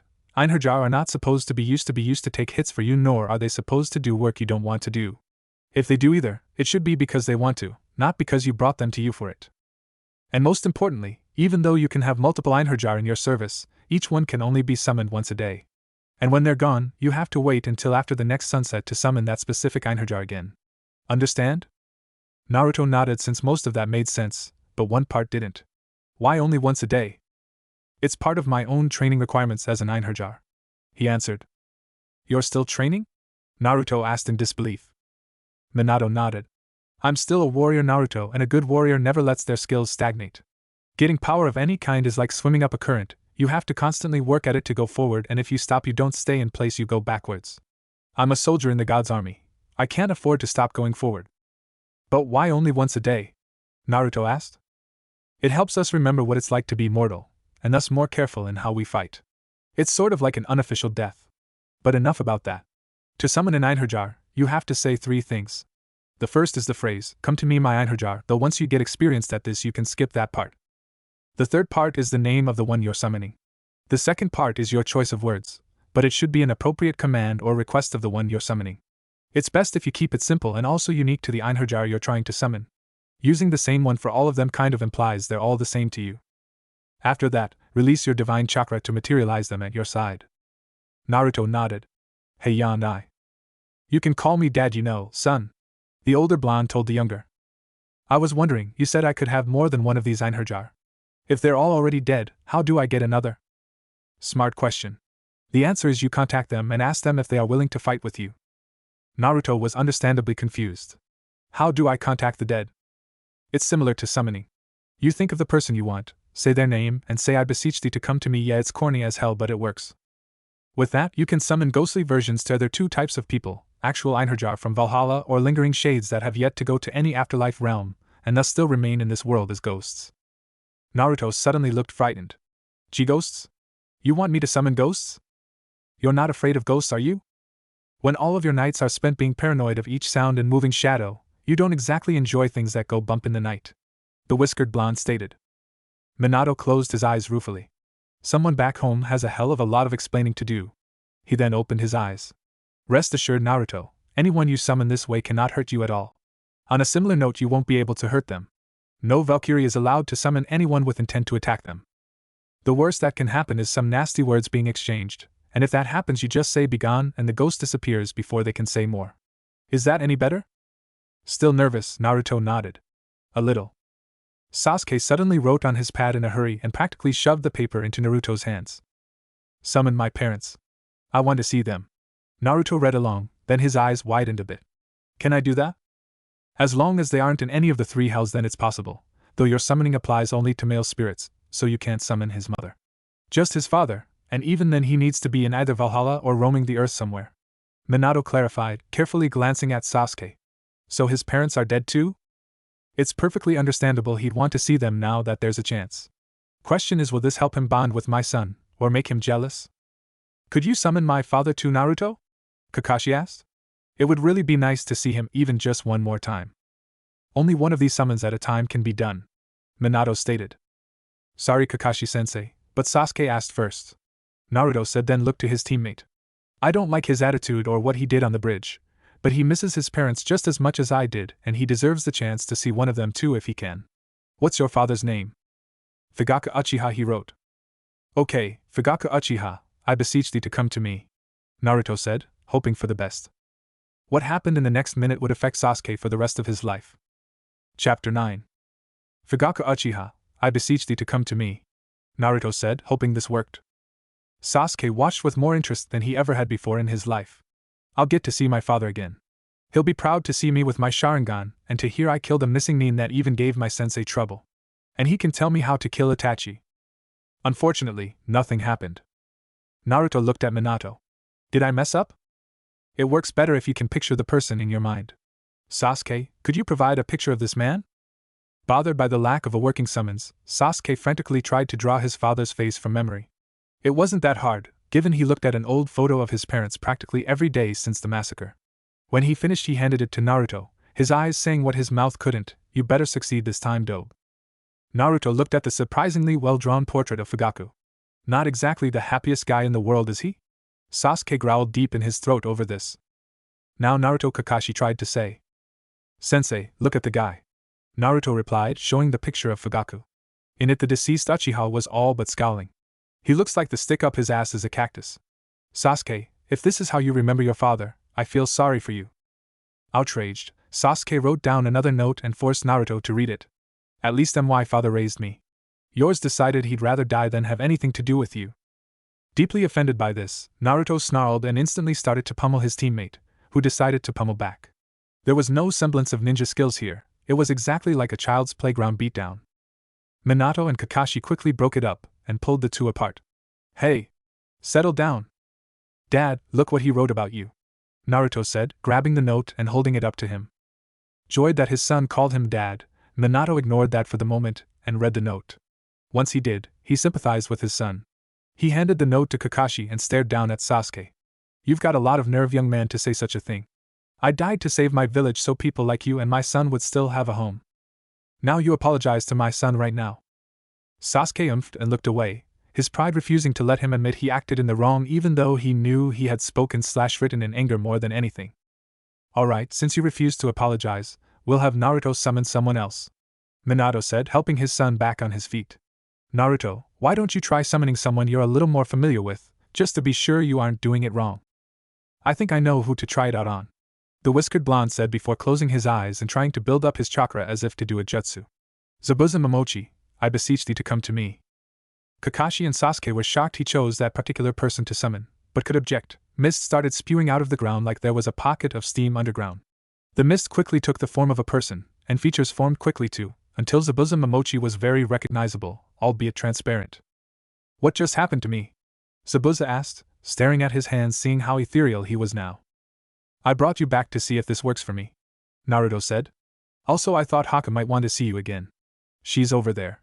He pointed to where the girls went off to. Zabuza looked that direction and nodded. Thanks, kid. Is she okay? She's mourning for you, but she's not suicidal. But I'm sure she'd appreciate this. Zabuza smiled. Thanks again, kid. From the corner of his eye he saw Sasuke. But before I go, he cocked his fist and punched Sasuke right in the jaw. Or he would have, if his hand didn't go right through the Uchiha's body. What the hell? You can't hurt others like this, nor can anyone hurt you. You won't get anything like a physical body unless you agree to be my son Einherjar, a soldier under his command. Minato told the ghost. Zabuza looked at the blonde man. You're the Yondaime Hokage, right? And this kid's your son? Minato nodded. I guess there are worse things I could agree to, but I'm going to check on my apprentice first while I have the chance. Go ahead. Naruto told him. Zabuza wasted no time in leaving. Naruto then turned to Kakashi. Got a picture of your father? Not on me, but once we get back to Konoha, the Cycloptic Nin said, but stopped when he considered the implications. Sensei, some people in Konoha will try and push the Ciare on him once they learn what he can do. Minato thought it over. And you're right. What's the Ciare? Naruto asked. Sasuke was half tempted to tell the blonde that he didn't want to know. He knew full well what the Ciare was, but refused to enact it for himself yet because it would have turned the fangirls into fangirls in heat. But before he spoke, he briefly pictured Naruto chased by hordes of fangirls and mentally grinned. I doubt anyone would want him even then, and if there are girls dumb enough to want him, let the dobes see what it's like. Ciare stands for Clan Restoration Act. It's one of the oldest laws in Konoha, but to this day it's never been enacted. Kakashi told his student. Because Konoha has several clans with unique fighting styles, the Ciare was put in place to be a way to keep them from dying out in case their numbers were greatly reduced. How does it work? Naruto asked. In the simplest terms, the last few members of the clan are given the right to have several wives or husbands, depending on their gender, and must have children with all of them, the number of wives in your case based on how many Uzumaki are left, and how likely your children are to receive your bloodline. So in your case, I'd say no less than 4 wives would be possible for you. Naruto looked shocked, then revolted. Like even one girl wants to be around me. How can you expect more than one to even consider this? Naruto, you may be more desirable to women than you believe. Kakashi told him, mostly saying it to calm him down. I hope he doesn't ask for an example, because I'd be stressed to give him one. Naruto did not look convinced. Even if that was true, it's kind of an insult. Kakashi looked confused. How so? It's like Konoha's saying I have more value to them as a sperm donor than as a ninja. That I'm not worth training but my kids are. And I'm supposed to ignore all this just because I supposedly get several girls that all conveniently love me enough to share me? You're right, it's not going to happen. You know it and I know it. Well, I'm pretty sure there's at least one girl out there that would want to be with you someday. Minato told his son. What about your teammate, or the girl you saved? Naruto rolled his eyes. Yeah, right. Once Sasuke enacts the Ciare for himself, there won't be any girls left for me. Though if there was one girl who actually did want to be with me, that would be enough for me. And I don't care if they think my kids will be more valuable than me, I'll still be the greatest Hokage ever. Sasuke quickly scribbled down his thoughts. I don't want that. Hell, if you can get Sakura for yourself, then good for you. Naruto read it but didn't respond. Instead, he put it in his pocket. Let's ignore this for now and get to training, Minato said, getting both boys in better moods. That night everyone was resting up, except for Minato, Kushina, and Kakashi. It's likely there are people employed under Gato that are still left, and not happy about being out of work now. And if that's true, then they may decide to take matters into their own hands here. Kakashi theorized. Minato nodded. Sounds reasonable. While we're here we ought to go ahead and deal with it. But let's leave the children out of it, they've done enough already. Won't we need someone to show us where these survivors likely would be? Kushina asked. Haku might be able to show us, or how about Zabuza? Since he's a ghost he could scout if nothing else. Kakashi suggested. The Jounins turned to the main room. Haku was happily interacting with the ghost of her mentor, glad to know she could see him again thanks to Naruto. And thanks to a photograph Tsunami provided, Naruto had managed to summon the ghost of Kaiza as well, greatly pleasing Inari. Sasuke was silently fuming that he didn't have his father back, but no one was paying attention to that. Hey Zabuza. Kushina called out, grabbing the missing nin's attention. Did you ever decide on if you want to be my son Einherjar? The swordsman looked to his apprentice. Haku, what do you think of the boy? There's a lot to him I don't know yet, but what I do know makes me think he's a kindred spirit and not someone who'd want the worst for anyone. I'm certain that if you found him you'd do for him what you did for me. Plus, I admit his ability to bring you back even if only temporarily has increased his appeal to me. So I'm comfortable in placing my trust in him. Zabuza was glad to hear that. Good. I didn't want to leave until I knew you'd be looked after. I still dislike how suicidal you sound without me to stop you.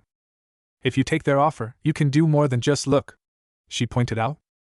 It would be fun to fight again. Alright, I'm in. How do we make it official? You two shake on it, Kushina answered. Zabuza, Haku, and Naruto both looked unconvinced. That's it.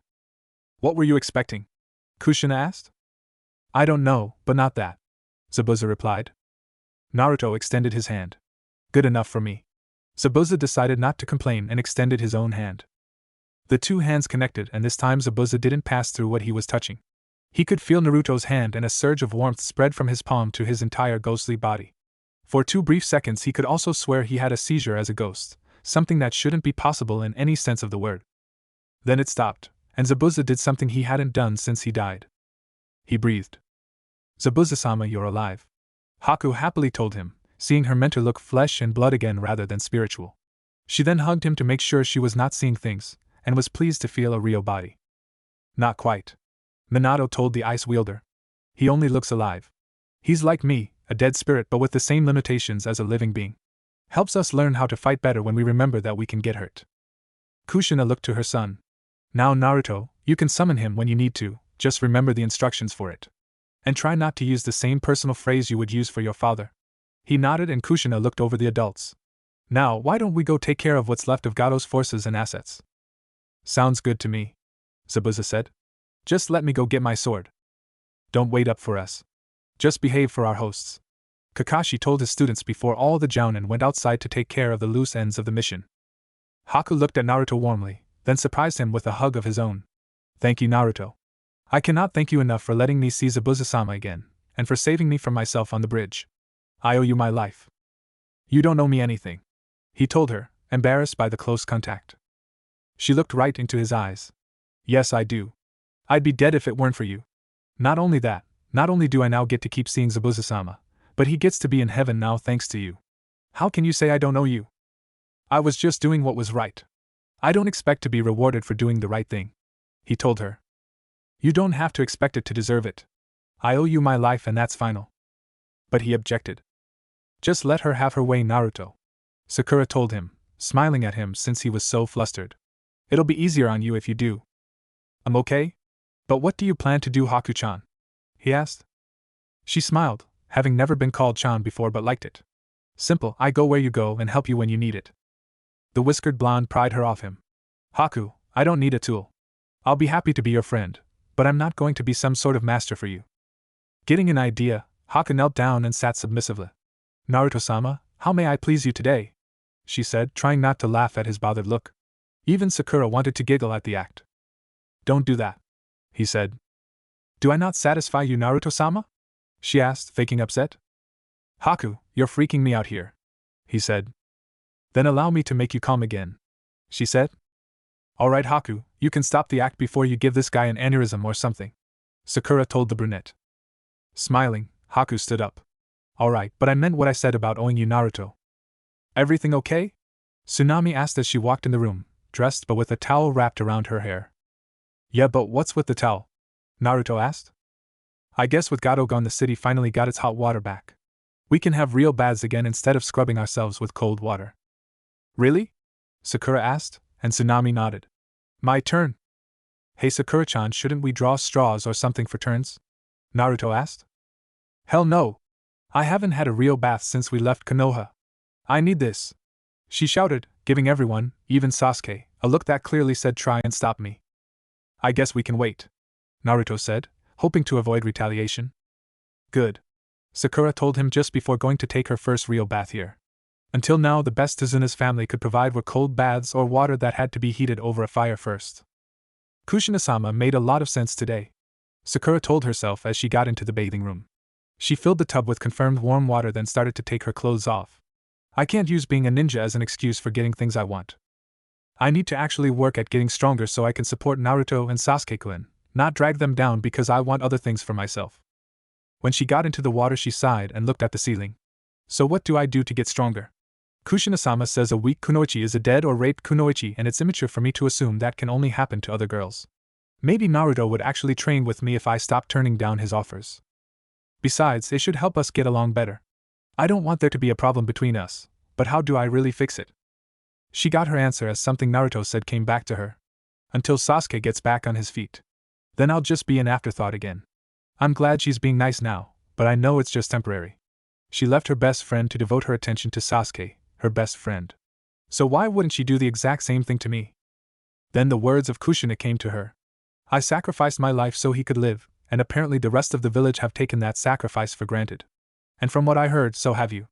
I'm not going to let a little girl who only likes my son when no one else is around talk to me like she has a moral high ground. Is that the problem? Sakura asked herself. Does Naruto really think I'm not going to try and be his friend? But why would he think that? She found she couldn't finish that thought, then sighed, staring at her reflection in the bathwater.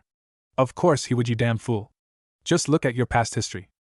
You did break things off with Ino, and the one time you were nice to Naruto was when he was tied up in the bell test and needed food, and the only reason you offered your own was because Sasuke-kun did first. If he hadn't, would I have left Naruto to starve? At that question her eyes widened and both hands went to her face, fingertips touching above her eyes while her palms hovered shakily over her cheeks. Dear Kami, what kind of person am I? Would I really have left someone to suffer until someone acted first? She closed her eyes. No, I'm not like that. Of course I'm willing to help others. Then why didn't you? She thought before she stopped herself. Was it really because Kakashi-sensei warned you not to?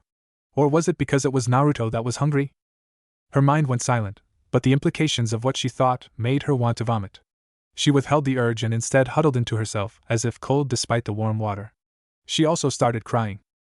Team 7 had to stay in Wave for another week to oversee completion of the bridge. Luckily, with Gato gone and any remnants of his operation destroyed by the Jounin, construction soared on the project, and it easily got finished ahead of schedule. Gato's funds were given back to Wave, though Kakashi made sure someone to pay for their mission. During that time, Team 7 had a lot to keep themselves occupied. Naruto was the most busy. He spent virtually every moment he could training with Kushina in his newfound powers. Most of this included Kenjutsu, which Tsubusa assisted him in when he was summoned, and improved his taijutsu form greatly. Needless to say, Kushina was quite disgusted with the form someone in Konoha made him learn. With the manner of fighting he did have, the only way Naruto could hit someone was by accident. That wasn't all Naruto was doing. Thanks to summoning the ghost of Kaiza, Naruto got the idea to allow the people of Wave to talk to the spirits of their deceased loved ones. He of course made them swear never to tell anyone outside Wave so enemy villages or ninja wouldn't get the wrong idea, and made clear there were limitations to how he could summon them, but the people agreed to anything as long as he could fulfill his end.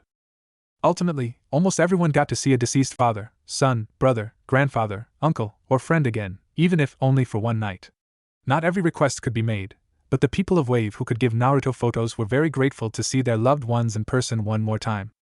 Sasuke's jaw stopped hurting, but he still couldn't speak properly. He made an effort of training away from Naruto, going out of his way to avoid the blonde. Kakashi was worried that Sasuke was jealous he hadn't seen his own father's ghost yet, and wouldn't be a team player until he got what he wanted. Sakura surprised Kakashi by being the opposite, always trying to be around Naruto. She actively trained with him when she could and helped him understand things better. There were no cries of idiot or hits to his head. Not to say Sakura thought everything he said or did was smart, but instead of demeaning him, she corrected him. Kakashi was glad she was starting to get along with him more. The day came for Team 7 to leave, and it was also the day Kushina had to go back to Sessrumner. But she didn't plan on leaving until the last possible minute. Haku agreed to go with them to Konoha as long as everyone knew she was not to be used as a breeding factory and Naruto would still summon Zabuza on occasion. No one argued. The Konoha Nin and Haku were on the now completed bridge, and everyone in Wave was gathered to see them off. Some were asking to see Ghosts again, but Naruto told them he had to get going. We cannot thank you all enough for what you've done, Tazuna told the team. Thanks to you, we are free again, and now we have the courage to stand up for ourselves if someone else decides to finish what Gato started. We're glad to help, though next time don't lie about the level of ninja you need, Kakashi told him in good spirit. We won't. Oh, and before you head off, allow us to give one of you a gift, the bridge builder said before looking at Naruto. You boy are the one who reminded us what we should fight for, and you gave us peace of mind regarding those we lost. For that, it was unanimously decided we would name this bridge the Great Naruto Bridge. The blonde was speechless. Really? You don't have to, you know. Hey, my first choice was Super Naruto Bridge, but Great Naruto Bridge won the vote. Super? Naruto repeated. So we should call it the Super Naruto Bridge then? Tazuna asked. Naruto shook his head. No, the other one sounds better. Then the Great Naruto Bridge it is. Feel free to come by and see us again anytime you want. Everyone nodded, but Sakura could tell Naruto still felt unworthy of the praise. Relax, Naruto, this is what you always wanted, right? To be recognized and acknowledged? If you can do that here, then maybe you really can become Hokage someday. He was surprised to hear that, but he smiled at the pink kit. Yeah, you're right. Then he turned to the villagers and gave them a thumbs up. Thanks, everyone. When I become Hokage of Konoha, I'll be sure to thank you for this. Haku leaned to Sakura and whispered. Did you mean that, or are you just trying to make him feel better? Can it be both? What if Naruto inherited a strange otherworldly power from Kushina harem? And thanks for watching my video till the end. If you enjoy this content, then do consider subscribing to my channel, and leave a like if you guys need the next part. Comment down, and thanks for watching the video, and see you guys in the next video.